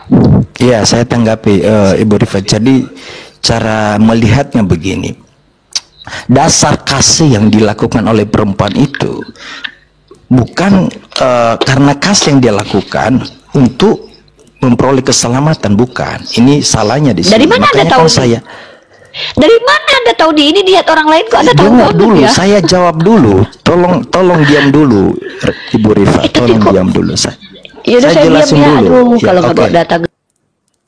Loh, saya kan data dari tadi. Kalau kita mau berbicara dalam ranah akademik, ya saling memberikan ruang dan waktu untuk saling diskusikan begitu ya. Jadi menurut pandangan kekristenan, dasar kasih yang dilakukan oleh Maria, ya, kenapa dia melakukan tindakan hal yang demikian? Ya, bukan supaya dia diselamatkan, karena perbuatan baik apapun tidak pernah menyelamatkan seseorang. Semua itu kalau di dalam Bible mengatakan kesucian manusia, kesalehan manusia seperti kain kotor. Ya maaf, seperti pembalut wanita, ya begitu ya. Itu di dalam Alkitab mengatakan begini. Nah kalau didasarkan karena perbuatan kasih Maria maka dosanya diampuni, ini justru bertentangan dengan apa yang menjadi tujuan Tuhan Yesus datang ke dalam dunia. Ini nggak sinkron. Makanya kan saya memberikan jawaban tadi yang memastikan perempuan ini diampuni oleh Yesus Kristus, dosanya diampuni karena Yesus sendiri berkata karena dia memiliki iman. Imannya itu apa? Dia percaya ya bahwa Yesus akan menebus dosanya. Ya begitu, Ibu Rifa, silakan. Jadi ganti-gantian. Ya, tolong Anda tahu dari mana? Anda tahu dari mana kalau perempuan itu percaya bahwa Yesus akan mati untuk dia? Anda tahu dari mana? Ya, saya minta datanya. Saya tadi sudah buka data dalam Matius itu. Matius 1 berapa? ayat 23. Matius 1 ayat 21 deh. 21 23 nomor 21. Iya. Oke, teman-teman perhatikan ya, perbuatan baik di iman Kristen itu seperti pembalut ya teman-teman ya. Ngeri kawan-kawan, hukum Taurat terkutuk, kesalehan, bukan perbuatan baik. Iya, baik. Perhatikan teman-teman ya, ini ajaran Kristennya agak lain ya. Mereka itu berpihak kepada kejahatan. Coba bayangkan, perbuatan baik kesalehan itu pembalut. Taurat Tuhan terkutuk. Dia bilang tadi apa? Taurat Tuhan tidak sempurna, sementara dalam Mazmur Tuhan itu Taurat Tuhan sempurna. Ngeri banget ajaran Kristen ini, agak bertentangan. Oke, kita baca Matius 23 nomor. Ya, perbuatan baik itu seperti pembalut teman-teman ya. Kalian orang Kristen nggak boleh soleh. Bukan perbuatan baik, kesalehan. Kesalehan itu kan orang yang berbuat baik. Kesalehan itu adalah orang yang berbuat baik, Pak. Gimana sih, Pak? Matius 23 nomor Loh, orang saleh itu kan orang yang berbuat 21 baik. sampai 23, 21 sampai 23. Ya, kita baca ya. Ini dasarnya. Ayat 21. Ya, ini dasarnya tadi ya, bahwa Bapak ini Iya. mengatakan perempuan itu berbuat baik karena dia tahu Yesus akan mati untuk dia menebus dan bangkit dari ketiga, gitu ya. Kita baca. Iya. Kita baca teman-teman. Karena itu barang siapa bersumpah demi misbah, ia bersumpah demi misbah dan juga demi segala sesuatu yang terletak di atasnya. Dan barang siapa bersumpah demi bait suci, ia bersumpah demi bait suci dan juga demi dia yang diam di situ. Dan barang siapa bersumpah demi sorga, ia bersumpah demi tahta Allah. Pak, ini bukan pemikiran dan perkataan si Maria Magdalena, Pak. Ini cuma Tuhan Anda lagi ngomong. Dan barang siapa bersumpah demi sorga, ia bersumpah demi tahta Itu datanya di Elohim. mana itu? Sorry. Matius Datanya 23 kan? Ini Matius loh, 1, Matius 1. Matius Matius 23 tadi katanya, Matius 1. Matius 1 ayat 2 ayat 21 sampai 23. Ya. Makanya Seterusnya nanti diperhatikan kalau baik-baik, diskusi itu, Ibu. Pak, makanya sebelum menjelaskan apa-apa, Bapak tuh ayat dulu sampaikan. Kita yang butuh tuh ayat ini, Pak, bukan penjelasan Bapak, yang kita butuhkan ayat. Baru-baru penjelasan. Matius Atau 1 saya bacakan nomor biar cepat. 23. Ya biar Matius 1 nomor 23. ya nomor 21 sampai 23. Oke. Matius 1 nomor Teman-teman perdengarkan ya. Perikop ayat ini adalah kelahiran Yesus Kristus, teman-teman ya. Kok ada Maria Magdalena di situ? Ia akan melahirkan anak laki-laki dan engkau akan menamakan dia Yesus. Karena Pak, Maria Magdalena di mana, Pak, di sini? Saya lagi nanya, kok Bapak tahu Maria Magdalena itu percaya kalau Yesus akan mati? Enggak, dan baca aja menebus dulu, dosa? baca belum Ini selesai. lagi nanya Maria, ya. Ia Nah. akan melahirkan anak laki-laki dan engkau akan menamakan dia Yesus karena dialah yang akan menyelamatkan umatnya dari dosa mereka. Hal itu terjadi supaya genaplah yang difirmankan Tuhan oleh Nabi. Sesungguhnya anak darah itu akan mengandung dan melahirkan seorang laki-laki. Saya tahu banget ayat ini, Pak. Dan bla bla bla. Sesudah bangun dari tidurnya, ini kan Yusuf, bukan Maria Magdalena, Pak. Kenapa Bapak bilang Maria Magdalena itu percaya bahwa dia akan diselamatkan, bahwa ayat ini, Pak, kaitannya apa? Jadi Relevansinya begini, apa, Pak? oke, Ya Allah. saya jelaskan korelasinya, boleh? Dalam sudut pandang saya sekali Pak, lagi. Bapak, coba, korelasinya saya tuh lagi adalah- nanya. Coba ulangi pertanyaan saya, Pak. Biar Bapak paham pertanyaan saya. Saya tuh strike to the point, Pak. Ini korelasinya, Saya lagi tanya, Pak. Saya mau Bapak ulangi pertanyaan saya. saya sudah tangkap pertanyaannya. Ya, silakan diulangi. Dari mana, ya? Bapak tahu Bapak tahu. kalau Maria Magdalena itu berbuat baik, niatnya bukan untuk berbuat kasih, betul-betul berbuat kasih, tapi karena dia tahu bahwa Yesus itu akan menyelamatkan dia dengan mati di tiang salib menebus dosa. Pak, justru secara psikologis, Pak, kalau dia tahu bahwa Yesus mati buat dia, ngapain dia berbuat baik lagi, Pak? Perempuan Sunda loh, Pak. Ya, sekarang Bapak di mana? Dari mana Bapak tahu kalau Maria Magdalena itu niat berbuat baiknya itu? Ini niat orang loh yang kita bicarakan loh. Masa Bapak bisa tahu niat orang tanpa ada orang itu yang mengatakan langsung? Ini gokil banget Pak Jerry ini ya. Sekarang Pak, dari mana Bapak tahu tuh? Iya, dasarnya itu dari mana kita tahu? Yesus sendiri yang berkata kepada dia bahwa imanmu telah menyelamatkan kau. Sebenarnya pertanyaannya Lah begini. iman, berarti bukan darah kan? Bukan darah. Tunggu dulu. Iman itu Ibu Rifa, kalau di dalam Roma 1 ayat 17 dikatakan begini. Iman itu adalah sebab di dalamnya nyata kebenaran Allah yang bertolak dari iman dan memimpin kepada iman, seperti ada tertulis, orang benar akan hidup oleh iman. Ya, ini iman, kita bicara iman dulu ya untuk bisa menjelaskan.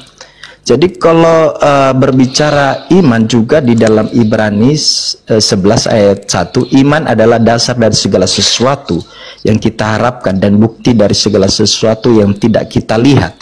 Memang Maria belum melihat penumpahan darah itu tercurah baginya, ya, karena Yesus kan mengatakan kepada dia pada saat itu, dosamu telah diampuni. Nah, karena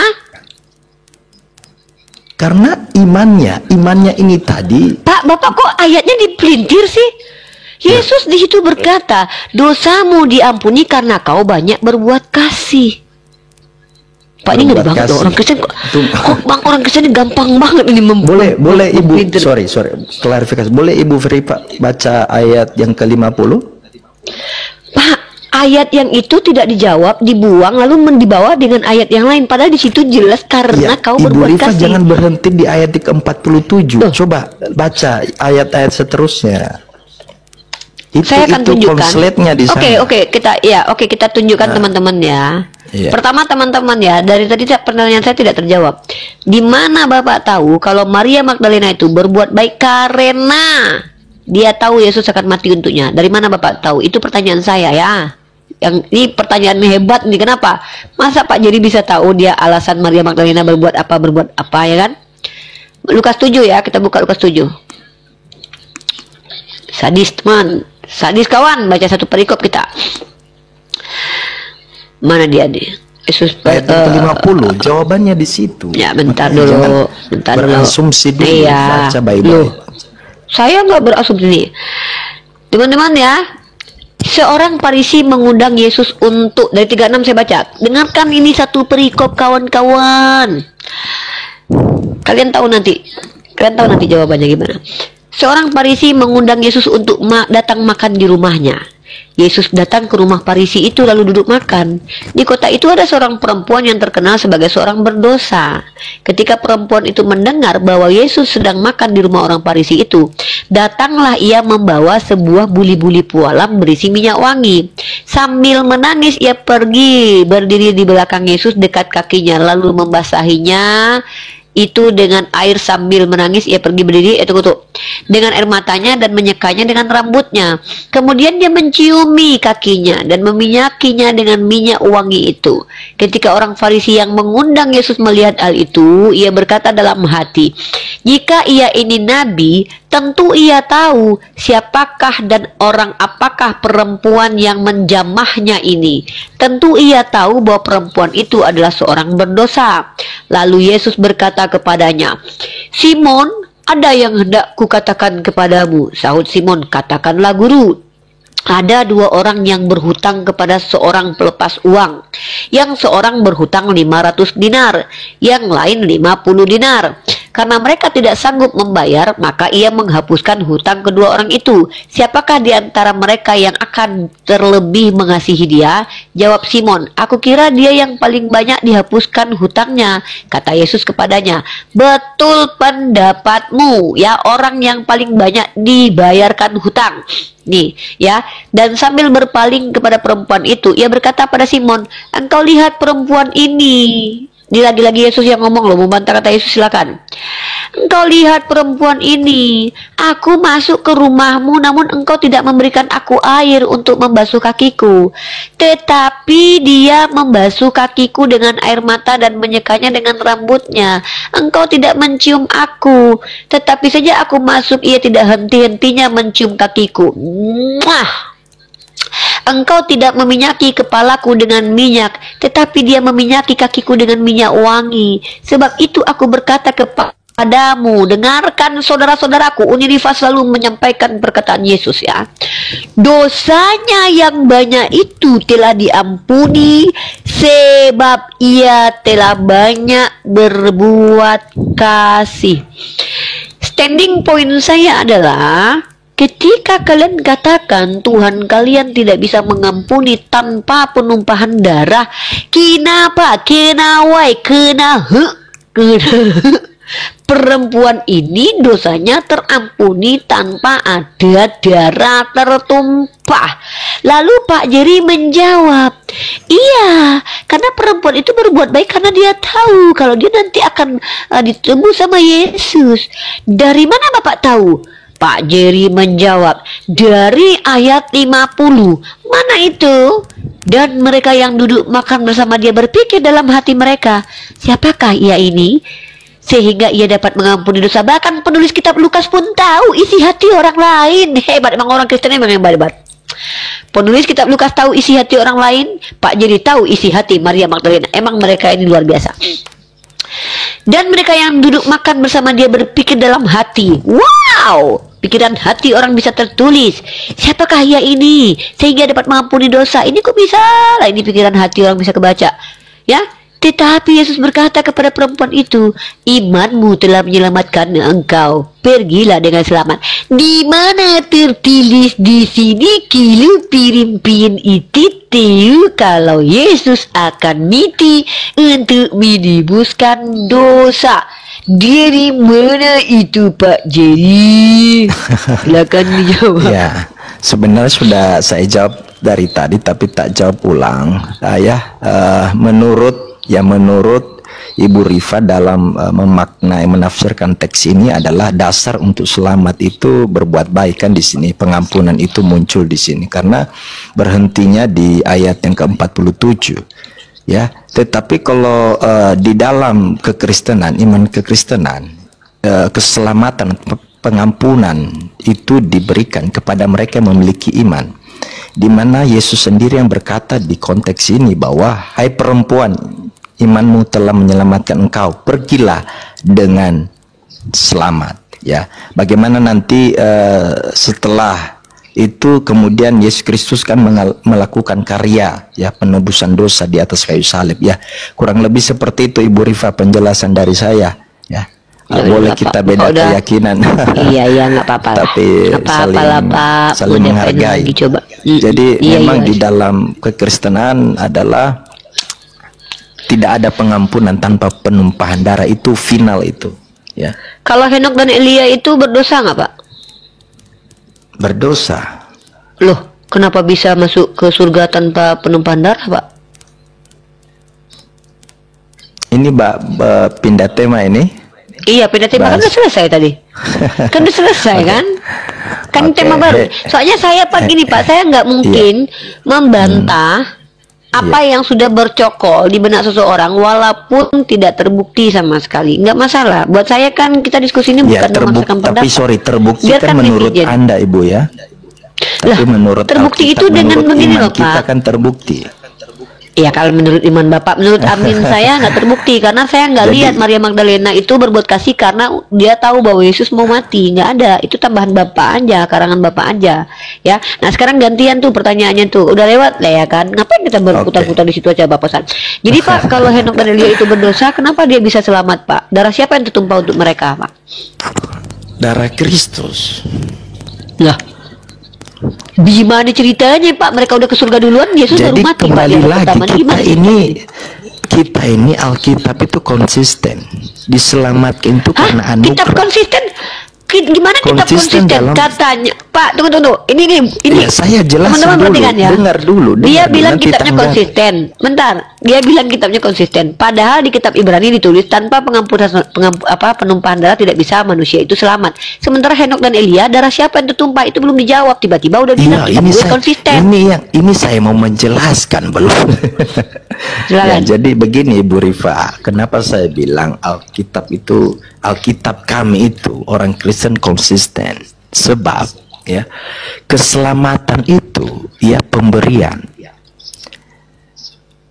Pak, keselamatan dengar pemberian itu dulu. maksudnya apa sih? Pak, arti Makanya konsisten saya apa? jelas. Nggak, sebelum Bapak selesaikan, coba definisi konsisten apa Pak? Konsisten itu maksudnya adalah tetap apa yang sudah Tetap.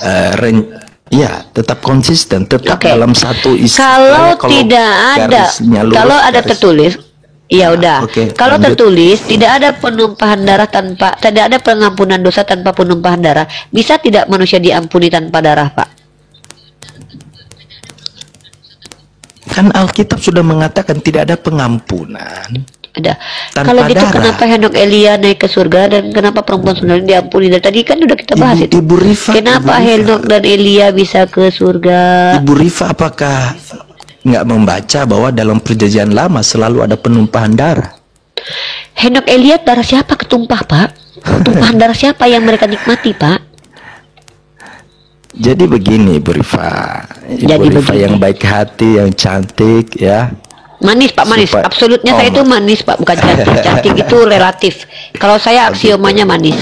Tapi saya melihatnya cantik, jadi itu kan relatif ya. Saya nggak mau cantik Pak, sama aja ke perempuan lain. Saya manis, saya beda dari yang lain. Oh, Itu aja sih Pak. Alhamdulillah. Ya, Itu saya nggak mau sebagai sama, iklan Pak. dulu supaya suasana cair sedikit. Iya.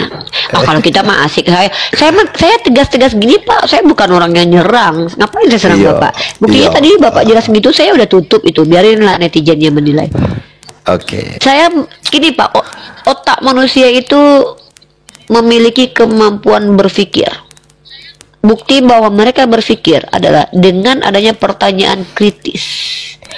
Konsisten itu artinya adalah tetap sesuai dengan apa yang diucapkan. Ketika di kitab Anda dikatakan bahwa tidak ada pengampunan, tidak ada manusia yang bisa selamat tanpa penumpahan darah, konsisten itu artinya tidak ada satupun manusia yang masuk surga tanpa darah. Tidak ada manusia yang diampuni tanpa darah. Itu konsisten, harus terbukti.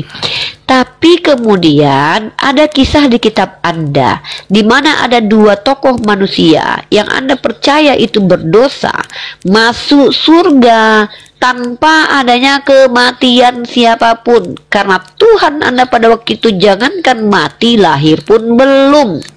Maka pertanyaan saya yang mendasar sama seperti pertanyaan di awal, darah siapakah yang telah menyelamatkan Elia dan Henok sehingga mereka diangkat Tuhan ke surga? Silakan dijawab. Iya. Jadi dasarnya adalah di dalam Kejadian 3 ayat 15 dikatakan begini.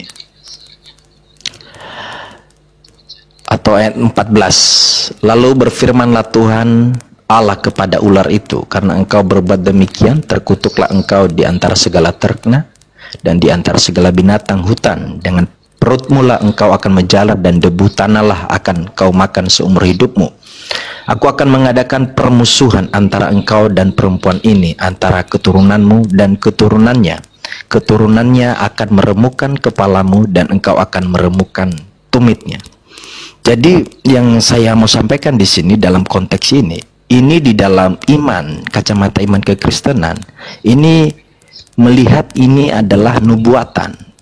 Bagaimana ketika Adam dan Hawa jatuh ke dalam dosa, tetapi ada kabar baik di sana bahwa tetap ada keselamatan yang akan Tuhan kerjakan dalam kehidupan manusia, karena manusia telah gagal untuk mentaati Allah, ya, karena manusia telah memberontak kepada Allah. Tetapi bagaimana dengan Henok dan Elia, ya, karena mereka diangkat hidup-hidup untuk naik ke surga, ya. Kalau kita melihat, sekali lagi saya mau menyampaikan, karena mereka beriman kepada Allah pencipta langit dan bumi. Nah, pertanyaannya loh, kan nggak ada penumpahan darah, sementara Yesus baru datang puluhan tahun kemudian, kan begitu. Nah, yang kami mau sampaikan di sini adalah cara memandangnya bukan berarti Allah itu Yesus itu baru jadi Tuhan ketika dia datang ke bumi, bukan, ya. Ya, kalau kita melihat di dalam konteks iman kekristenan, makanya kan di iman kita ada namanya Allah Bapa, Allah Putra, Allah Roh Kudus, ya. Tetapi ketika Elia, ya, Henok, ya, percaya kepada Allah, ya, Tritunggal ini, ya, maka dia akan diselamatkan. Itu Ibu Rifa. Terus darah siapa Pak yang ditumpahkan sama Henok sama Elia?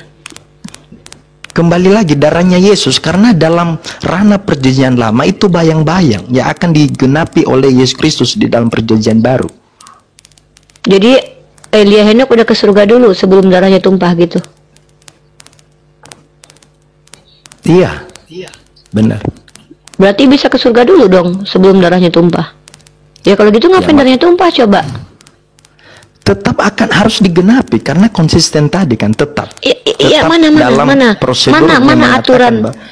aturan dari Tuhan bilang kalau Henok Elia itu dia selamat harus ditumpahkan darah, itu di mana itu? Itu kan di kitab Ibrani Pak, aturan itu. Aturan bahwa pengampunan karena darah itu kan si Paulus yang bilang, kan baru setelah Pak, perjanjian lama itu masanya itu ribuan tahun Pak. Nih ribuan tahun nih, tiba-tiba muncul di abad pertama Paulus menulis kitab Ibrani, nggak ada ceritanya pengampunan kalau nggak pakai darah. Tiba-tiba Henok Elia udah ke surga. Ke surganya nanti, darahnya nanti utang darah dulu Tuhan ya. Pak gini loh Pak ya, boleh berdoktrin itu boleh, nggak apa-apa. Tapi mbok yo ojo ngenes ngono kayak ngene iki mlaku-mlaku ning dinding ngono kuwi lho Pak. Iki jenenge iki aku nak nakoni iki lho. kata itu Pak Pendeta Jerry itu dari Gorontalo, Sulawesi Utara. Nggak bisa kau pakai bahasa Madura, nggak bisa kau pakai bahasa Burundi, nggak bisa. kau Bahasa bayangkan lah Cina Pak, aja dia Pak. Ibu Rifa, bahasa Cina. Iya, lu orang kalau Lu orang bilang tadi ya, lu bilang tadi Ya, dalam kitab manusia. Ibrani ya, wasa. Lu bilang dalam kitab Ibrani ya, itu poin bilang tidak ada pengampunan tanpa itu darah tumpah.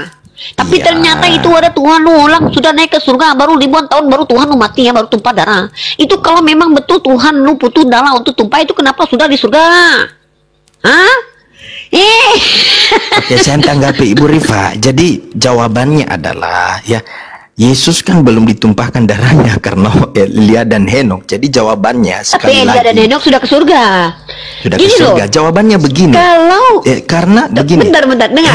Elia, Gini, Elia dan Bapak, Henok saya ilustrasi nih. percaya kepada Nggak, saya kasih ilustrasi. Allah, Abraham, Ishak dan Yakub. Iya, berarti nggak ada kaitannya sama Jadi darah. mereka Nggak ada percaya kaitan sama kepada darah. Yesus juga.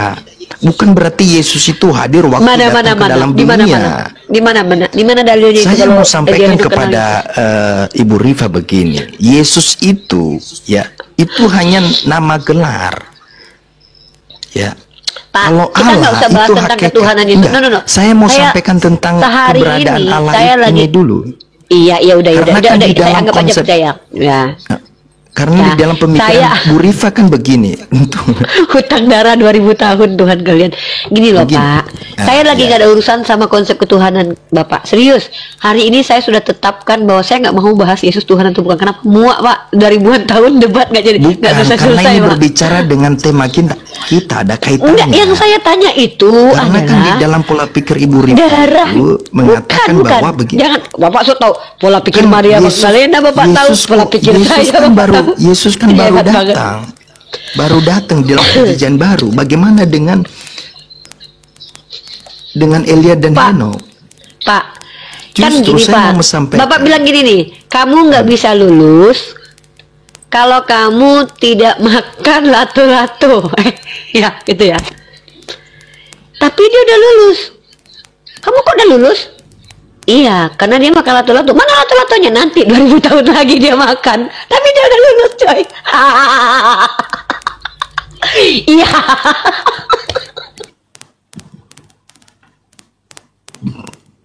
Jadi kalau mau saya sampaikan begini, Gini, Henok dan ilustrasi ayat Elia keren. percaya Pak, ini. kepada Yesus, ya percaya kepada Yesus karena hanya dengan percaya kepada Yesus ada keselamatan, ada pengampunan Gini, dosa. Begitu, gini, itu gini. jawabannya Ibu Rifa. Nah, gimana? Fandi, ya Uni, kamu ingin lulus di perguruan saya bukan? Ya Uni, baik. Kamu tidak bisa lulus tanpa minum air kurma ini, Fandi. Baik Uni, baik. Oke Fandi, kamu lulus. Tapi saya belum minum air kurmanya nih. Nanti 2000 tahun lagi kamu minum. Ini sumpah amat. Wah, konyol banget tau gak sih? Tapi Fandi, begini, kamu lulus ya? Ibu Rifa. Lo katanya aku nggak bisa lulus kalau nggak minum air kurma itu. Mana air kurma itu, Bu? Nanti 2000 tahun lagi kamu minum. Wah, kamu lulus aja dulu. Itulah saya mau sampaikan begini, itulah keunikan di dalam Unik kekristenan. Pak, banget Pak, unik banget. Keunikan, Pak. keistimewaan diselamatkan oleh karena anugerah, bukan karena usaha. Ya, karena satupun manusia tidak ada yang bisa mencapai surga, masuk ke surga karena dia berbuat baik. Ya, khususnya Henok dan Elia bukan karena mereka berbuat baik bisa masuk surga, tetapi karena mereka percaya kepada Allah pencipta langit dan bumi. Ya, Allah Bapa, Allah Putra, Allah Roh Kudus. Ya, itu mereka percaya kepada Allah. Ya. Atau dengan kata lain percaya kepada Yesus. Ya. Sebab gelar Yesus itu, ya, gelar Yesus itu kalau kita mau belajar dengan baik, ya, Yesus itu kan gelar yang diberikan kepada Dia yang memiliki arti bahwa Dia penguasa, ya, Dia pencipta, Dia pemilik segalanya, itu gelar. Makanya dikatakan kurios, ya, penyelamat, ya, begitu Ibu Rifa. Mungkin itu yang bisa saya jawab dalam konteks makasih, Pak tema Jerry. Henok dan Elia, ya. Teman-teman, kita di endorse oleh mas-mas ini yang sakit kepala. Silakan beli ya. Mau promosi? Ya, saya pusing Pak, jujur Pak. Saya tuh sering banget pusing dengan teman-teman Kristen. Tapi kali ini tuh pusing saya tuh maksimal. Maksudnya tuh di atas rata-rata. Sampai-sampai saya udah nggak bisa malam ini aku nggak bisa tidur mungkin Pak. Jadi teman-teman. Supaya Bu Rifa hilang pusingnya, saya mau tanya nih. Kena darah lagi Pak saya Pak. Dari tadi kan tanya terus ini. Iya, udahlah Bapak. Iya, Bapak iya. Ya, teman-teman ya, sebentar Pak, saya kasih tahu, kasihan Pak teman-teman saya di bawah Pak. Mereka tuh lagi bingung tuh. Teman-teman, minum Parah Mas supaya kalian tidak pusing seperti saya. Karena saya habis pusing ini nggak bisa tidur lagi. Kenapa? Saya nggak habis pikir. Ketika ada orang, kamu nggak bisa selamat tanpa ada darah tertumpah. Baik guru. Tiba-tiba, kamu selamat. Loh, kok bisa selamat guru? Kan darahnya belum ketumpah. Nanti coy, 2000 tahun lagi darahnya ketumpah. Tapi saya sudah selamat sekarang guru. Iya, tapi katanya nggak bisa selamat tanpa darah. Iya, tapi sekarang saya selamat guru. Iya. Petepak itu guru sama muridnya.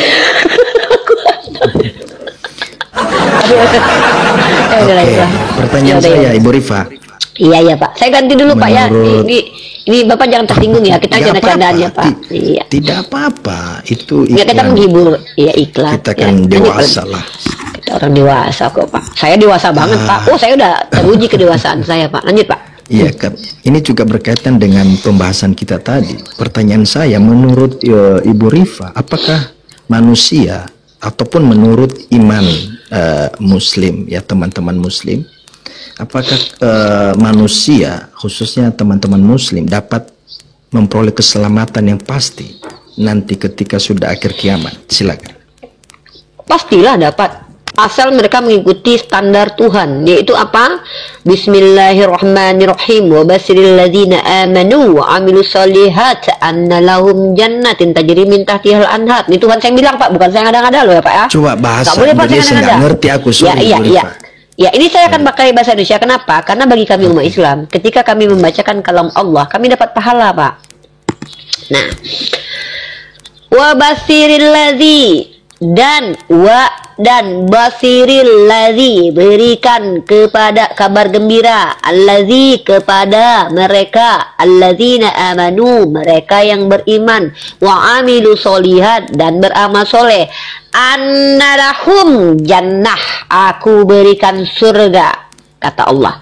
Jadi pasti masuk surga kalau beriman dan beramal soleh. Sebanyak apa amal solehnya? Nggak ada Pak, ditentukan sama Allah saya Pak. Yang penting berusaha beramal soleh, karena kalau seandainya gagal, Allah sudah kasih tahu lagi, bertaubatlah ku ampuni. Tuhan kami itu Tuhan yang gak ribet-ribet banget Pak. Tuhan menciptakan manusia, Tuhan yang memberikan natur, tentu Tuhan tahu ini manusia bakalan salah. Makanya karena Tuhan tahu ini manusia punya hawa nafsu, makanya Tuhan punya solusi. Apa itu? Ya kalau kau minta ampun, ku ampuni kok. Kan gitu Pak. Gak ribet-ribet Pak Tuhan kami Pak. Begitu Pak. Jadi hanya dengan dua syarat ya, iman dan amal ya gitu ya. Oh iya dong Pak. Semua nggak ada takarannya dalam hal amal ini. Yang nakar Tuhan Pak, bukan saya Pak. Jadi Tuhan yang tahu begitu. Pak. Begitu. Oke, karena Tuhan yang menyelamatkan Tuhan. Maksudnya nggak ada tertulis dalam Al-Quran. Oh, kalau ada tertulis Pak ribet Pak nanti Pak. Nanti semua orang akan nanti 500 kilo perbuatan baik ya anak-anak. Kata Tuhan. Kata Tuhan gini nanti. Jadi harus 500 kilo berat timbangan amal kalian. Ya, Pak nanti si Pandi enak Pak. Oh ya, kayaknya aku bikin dulu lah kebaikan sekarang 500 kilo. Dan nyampe 500 kilo, aku berbuat jahat dulu ya. Aku berzina dulu sama Rasmi, sama Dani. Karena aku sudah ada kebaikanku 500 kilo. Masa ditakar-takar Pak? Pak, kalau ditakar-takar, nih Tuhannya lagi aneh Pak, lagi mabuk cubung Pak. Kenapa Tuhan itu memberikan hal seperti itu? Karena Tuhan tahu ini manusia. Tuhan mengatakan kalian itu hidup di dunia untuk diuji, untuk ditentukan mana yang paling baik amal solehnya. Ketika Tuhan memberikan perintah, maka Tuhan menuntut kita untuk ini anak patuh atau tidak. Kenapa? Tuhan tahu kalau anak ini tidak patuh, apakah dia akan kembali kepadaku? Beda dengan iblis. Kalau iblis sudah salah, ngotot pula lagi. Ya kan? Maka Tuhan memberikan solusi, memintalah kepadaku kalau kau jatuh, karena Tuhan tahu kau manusia yang bisa jatuh. Makanya ketika Adam itu salah, fatalaqqa Adamu mirabihi kalimatin fataba alaihi innahu huwa tawwabur rahim. Di situ Tuhan menunjukkan kepada hambanya, yaitu kita manusia ini, bahwa Tuhan itu Maha Pengampun. pengampun. Bagaimana kita bisa tahu Tuhan Maha Pengampun ketika Dia harus mengampuni dosa aja harus ada darah dulu?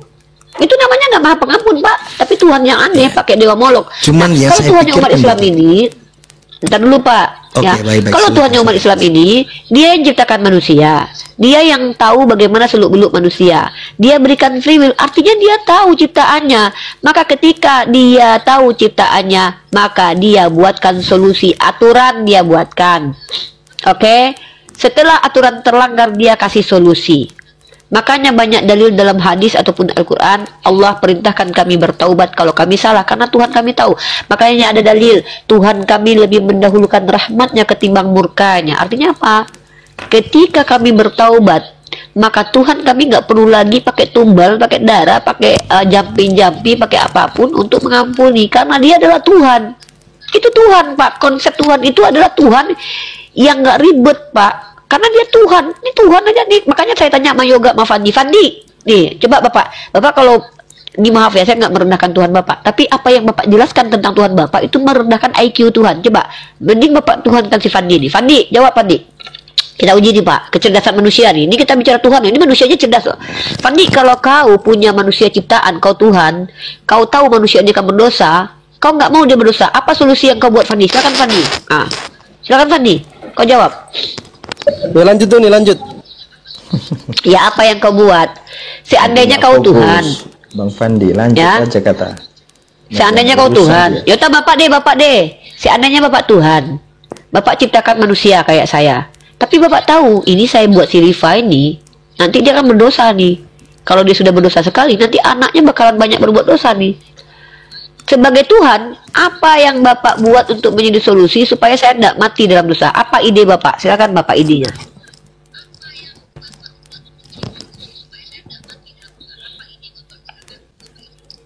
Sorry, gimana tadi Bu Rifa?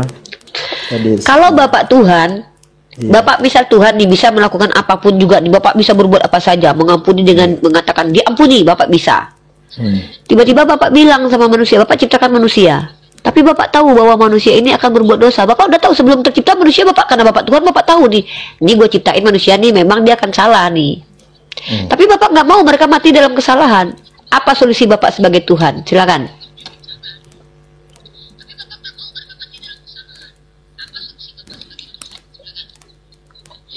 solusi Ribet untuk banget ya. mengampuni.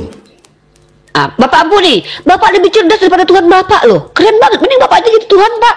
Serius. Mengampuni, tapi mengampuni sesuai prosedurnya. Ah, apa prosedurnya yang Bapak buat? Kalau saya katakan dosa itu harus, pelanggaran itu yaitu menanggung hukuman, maka saya tebus. Bapak bilang sama manusia, Bapak, ini Bapak nyiptain saya. Bapak tahu kalau saya akan berbuat dosa. Bapak bilang, Rifa, kalau kamu berbuat dosa, maka kamu akan mati. Tapi Bapak nggak mau saya mati. Maka apa yang Bapak lakukan kalau Bapak Tuhan yang cerdas? Kita uji-uji kecerdasan Tuhan di sini nih, silakan. Menurut Ibu apa?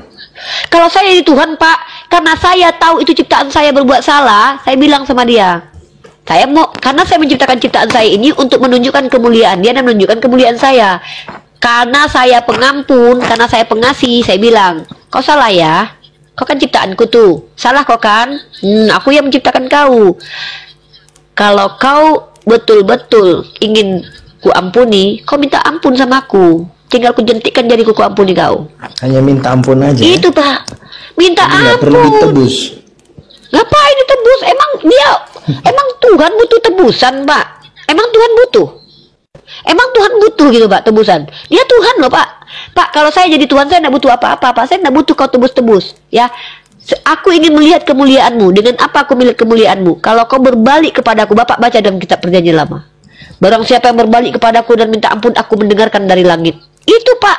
Kecerdasan saya sama dengan Tuhannya Bani Israel. Bapak, ini saya tunjukkan datanya nanti.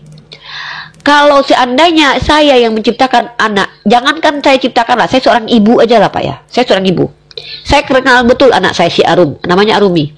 Saya tahu si Arum ini nggak bisa bangun jam 7. Saya tahu Pak, karena saya ibunya. Nggak usah pakai Tuhan-Tuhan lah. Saya tahu Arum nggak bisa bangun jam 7, tapi saya pengen dia bangun jam 7. Saya mau ajarkan dia bangun jam 7, Pak. Saya ibu yang pengasih, Pak. Tiba-tiba dia nangis, Bu, Arum nggak bisa bangun jam 7. Apa mungkin saya gorok kepalanya? Enggak, karena saya pengasih, maka saya katakan, Nak, ibu sebenarnya pengen ngajarin kamu supaya kamu terbiasa bangun jam 7. Hari ini nggak bisa ya, Nak? Ya udah, minta maaf sama ibu. Besok diulangi ya, Nak ya. Besok bangunnya jam 7. Saya mengajarkan, bukan malah ngebatalin hukum. Oh, kamu nggak bisa bangun jam 7. Ya udah deh, nggak usah lagi kamu bangun jam 7, suka-sukamu aja lah. Tapi saya aja yang besok bangun jam 7 ya, Nak ya. Nak, kamu kan nggak bisa tuh bangun jam 7 besok ya, Nak. Karena kamu nggak bisa, batal hukumnya, Nak. Saya aja besok yang bangun jam 7, Nak. Pak, ngapain Tuhan Bapak ciptakan manusia? Kalau dalam Islam jelas, manusia diciptakan untuk diuji. Kenapa kami diuji? Untuk menyaksikan bagaimana kami ini memang layak masuk surga. Bahwa kami memang manusia yang sempurna. Karena ciptaan Tuhan itu nggak mungkin nggak sempurna.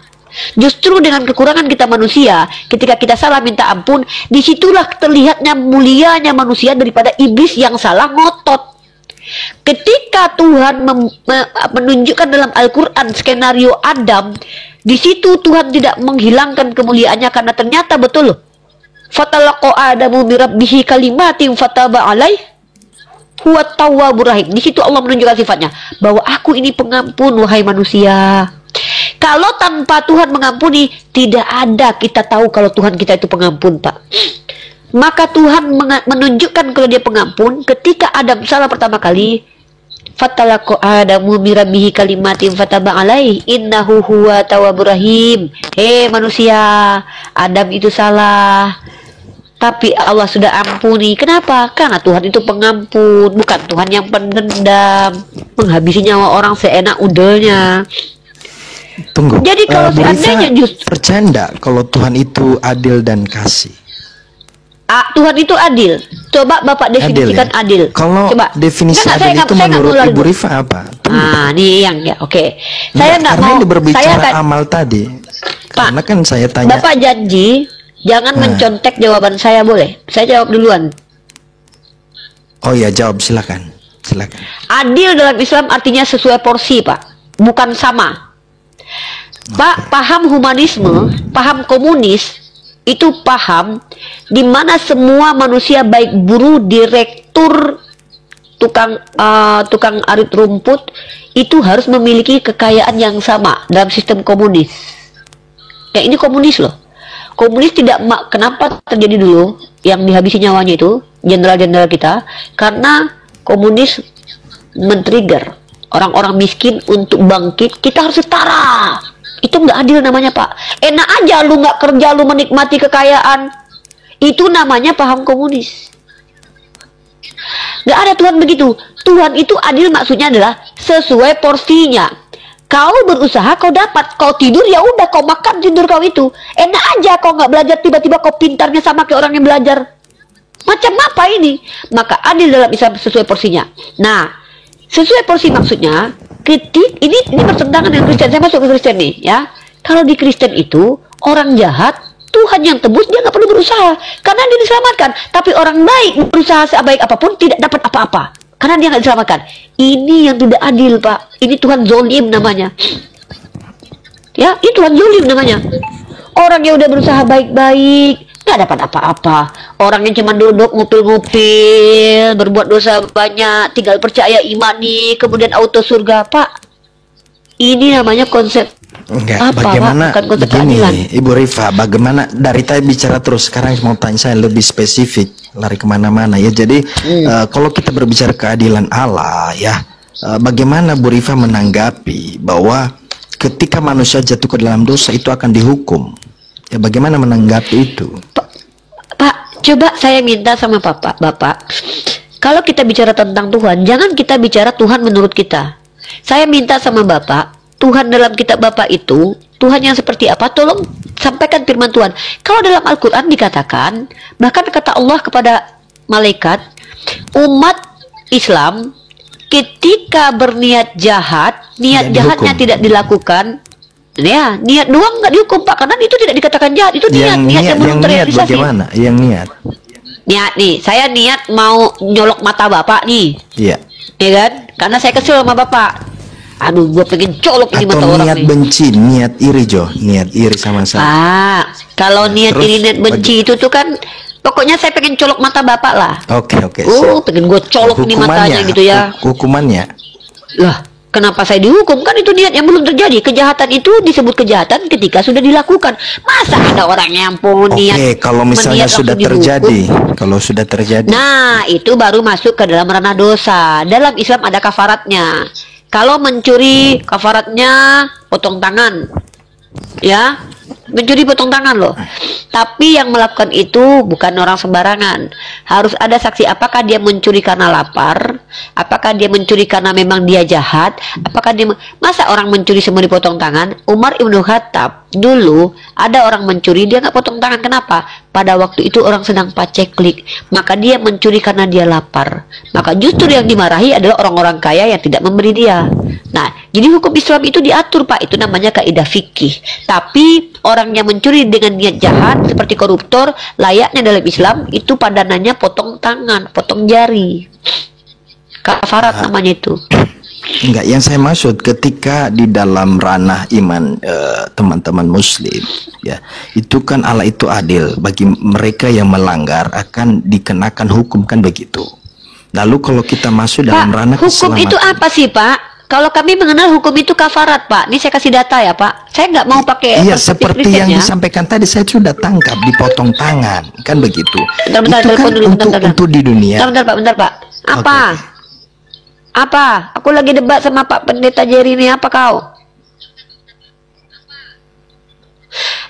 Nggak diam-diam apa-apa, cepat lah. Kok enggak, Deng? Bukan cuma dia yang satu-satunya Cindo temanku, tapi Jadi satu-satunya yang saya Cindo maksud punya. begini. Tunggu dulu, Burifah, Pak. yang Bentar, Pak. Saya belum selesai. Pertanyaan saya bukan itu. Saya Apa pertanyaannya? ngerti dosa diniati, misalnya berzina ini orang yang berzina. Lalu seperti yang dicontohkan tadi, mencuri tangannya dipotong. Itu kan untuk di dunia. Bagaimana saya maksud?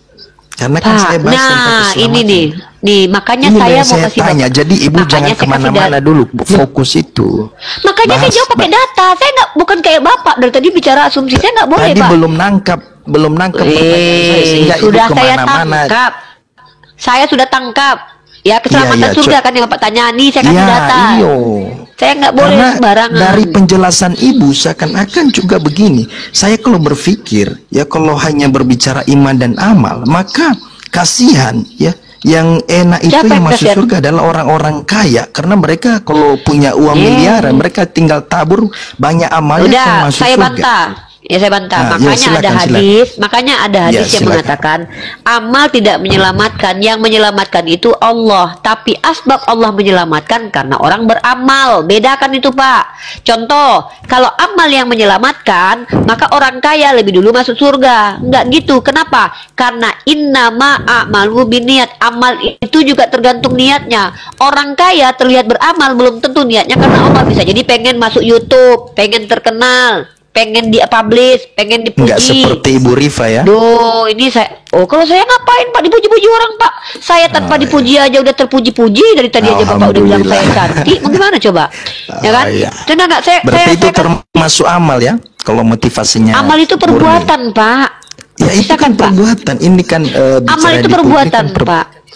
Iya, ini perbuatan. Iya. Kalau ini, gitu. iya, nggak ada kaitan sama saya. Jangan bawa saya dulu. Kita baca tentang kafarat nih. Bentar ya, saya kasih Bapak data dulu. Ya teman-teman di bawah tenang, ini hanya diskusi santai di Izin Pak tengah-tengah. Pendeta, ini kan Ya. diskusi santai kan. Izin Ya. saya sapa dulu kawan saya ini. Lek Kaisar, assalamualaikum. Kaisar Junta. Assalamualaikum warahmatullahi Bisa wabarakatuh. iklan dulu sebentar, sekali aja iklan dulu. Udah nggak sabar saya ini Tunggu iklan dulu. ini. Jangan iklan dulu. Ah, terganggu aku. Suka kali nih memotong orang lagi. Iya kan pagi ini. datanya sudah Keturunan ada, kau udah nanti. sudah disiapkan. Nah, belum. Nggak bisa. Aku lupa nanti. Kau coba kau yang ngomong ke distract gitu. Hilang. Lanjut Tony, lanjut. Hajar juga kau nih. Ya. Tengok Pak Jerry ya. Pak, biasa Pak. Anak-anak muda ini emang kadang kurang ajar sama orang tua, Pak. Ya, nenek-nenek nggak dihargai. Ya deh Pak ya. Ya, Kita sabar, sohi ya sabar. Pak ya. Kan amal, Ya, no? emang Harus anak-anak motivasi. muda emang banyak kurang ajar, Pak. Emang perlu dipecut mereka nih. Bapak lihat nih ya. Ini hadis sahih. Nenek-nenek ngomong nggak dihargai sama mereka. Sunan Abu Daud nomor 1897. Bapak, ini yang dimaksud dengan hukum itu ya. Seorang laki-laki telah menzihar istrinya, kemudian dia menggaulinya sebelum membayar kafarat. Kafarat ini apa, Pak? Hukuman buat kesalahan. Hukuman itu terdiri dari apa? Satu, amalan soleh, ya, dengan memperbanyak amalan soleh. Kedua, dengan pertaubatan. Ketiga, ketika sakit termasuk kafarat. Keempat, kesusahan di dunia juga termasuk kafarat. Begitu. Jadi makanya kami sakit itu, kami tidak pernah menyalah-nyalahkan Tuhan. Saya kalau sakit, waktu kemarin kaki saya jatuh terkilir, saya malah ketawa. Saya bilang begini, Alhamdulillah ya Allah, saya jatuh. Kenapa? Karena dalam Islam ketika kami tersakiti dan kami ikhlas, itu penembus dosa kami. Kenapa? Karena kami ikhlas. Allah mengampuni dosa kami. Itu padahal bisa nggak ribet-ribet, Pak. Gitu. Silakan. Jadi kalau kami masuk surga itu, Nabi Muhammad bilang nih, kullu ummatin yadkhulul jannah. Seluruh umatku pasti masuk surga kecuali yang tidak mau. Jadi masuk surga umat Islam itu kalau mereka mau. Caranya apa? Ikuti Nabi Muhammad. Begitu. Silakan Bang Kaisar Nero. Oke, terima kasih penjelasannya Ibu Rifa. Ya. Ya. Dari tadi